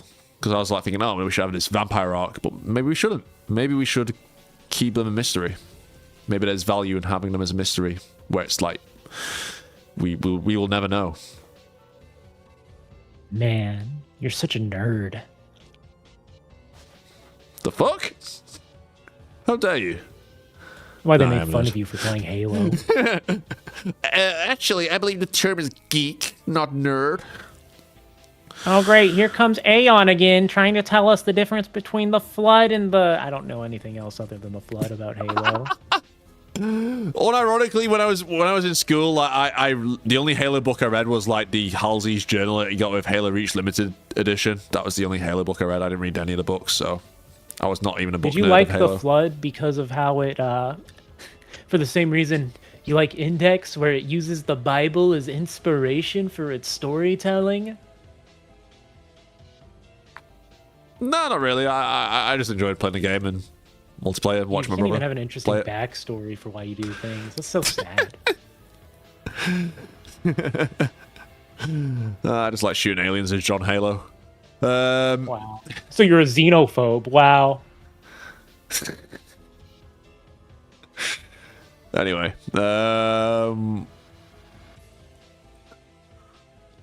any more questions? Have you met Nobuhiko? No, would love to. Is Accelerator a dictator? Pretty much. I mean, elections don't really exist in Academy City, and the board chairman has absolute power. I mean, it's kind of like Tsarist Russia, where you got like the Tsar who has, you know, is basically an autocrat, and then he's got like his, what's the name of the bloody fucking government called? I forgot. Like, it's been too long since I studied this. But yeah, the ministers and that making like the actual decisions. It's kind of like that. At least that's the best real world example I can think of. But yeah. Yeah, we'll end it there. What All right. you're saying is that Academy City is actually meant to be an allegory for the failings of communism. I mean, clearly, because yeah, well, I've seen like people like some like this is very rare. Like I've seen some people say like, oh, like Academy City's like a corporate dystopia. I'm like thinking, It's not really corporate. It's more of I a... know. It's Or more like what's it called? Crap. What's that one game series called that's based off a book? Where you save the little girls underwater. What's it called? You have I the don't big have a clue. drill. Like Bioshock. BioShock, right? Academy City is more like how BioShock is, where you have like the higher echelon of people be like, we don't need normies anymore. We're going to take all the scientists and rich people and start our own place Yeah. with hookers and Yeah. gambling. Yeah, no, I have seen like some people who like obviously I don't want to talk into like politics, but when it comes to like the politics of like Toaru, I think that's an exception because Index is does have politics with it, especially like it's mainly foreign policy, but in terms of like the politics of Academy City itself, like internally, not with like foreign relations with the magic side, but in terms of like internal politics in Academy City, like I've seen people say, oh, like it's like, oh, like the Sisters arc is a critique of capitalism or something like that, and I'm like thinking, what? Because it costs like money. It costs like money to produce the clones. Like, is that the reason? Yeah, why? they're not 'Cause- even like businesses. They're institutions for science. It's more so, I would say it's like if I were to argue something for like Academy City, I would say it's what happens whenever you make a religion out of science, in the same way that like we sort of show like the extremism of like religious extremism, but taken from a scientific angle. Yeah, Like if I were to make an argument, it would be like that. yeah, but yeah, I mean, unless you want to go off like, oh yeah, Railgun has Pizza Hut, so I guess you have a private sector somewhat. Well, no, like even then, like Academy City like produces its own food as well. I think they like you do like cloning and shit. I think that was revealed in the item novels that I read recently, and it seems like pretty public. I don't think like the businesses in the Academy City have much autonomy, especially like these places are getting their funding from like the government of Academy City, like in terms of like the Sisters arc. Like it's sort of suggested that's coming from the higher ups of Academy City funding them. So like you can say, oh, it's being done for money, but like that's not really the message it's actually being portrayed. Yeah, I mean, you could say, oh, well, Academy City has private schools which rich girls go to, or rich kids and that. But it does have That's a just private Japan, school. though. Yeah. That's like just about every school in Japan is private school. Like, you think it's something that if you don't know about how Japan handles schooling, you could like misunderstand it as like a critique of like private schools. But in reality, it's just sort of a cultural, like, it's just part of the culture of Japan. Therefore, that becomes the setting. So, no, like, I mean, well, at the same time, you have like Tokiwada has a private school, then you have like Unabara, and she's literally like a member of the governing board. So, she's literally part of the government. Well, hey. What was I going to say about that? I can't remember. We went down the rabbit hole anyway. Well, that's an interesting discussion. I think talking about the politics of Academy City itself is quite interesting. Especially when, I mean, if you want to look at it from like a Marxist angle, like our religion is basically seen as an opium of the people. Or like the politics of Alistair, because Alistair was, willing to go against all authority whatsoever, so you could say he's somewhat of an anarchist or a libertarian or something along those lines. But at the same time, he basically goes against that entirely and basically is an authoritarian dictator, and he wants everything under his control. So it's like the two things clashing against each other. So the politics of Academy City is complicated. I don't think there's like, obviously it's like an authoritarian regime, but in terms of like public and private economy, like the economy Academy City is not really explained that well. I do remember something about it being mentioned in the PSP game, but I think a lot of the businesses of Academy City will be under state control. I don't see them having free reign. I think Alistair, that would go directly against Alistair's intention. Yeah, like all this stuff. Like, even the school uniforms are a result of, like, scientific,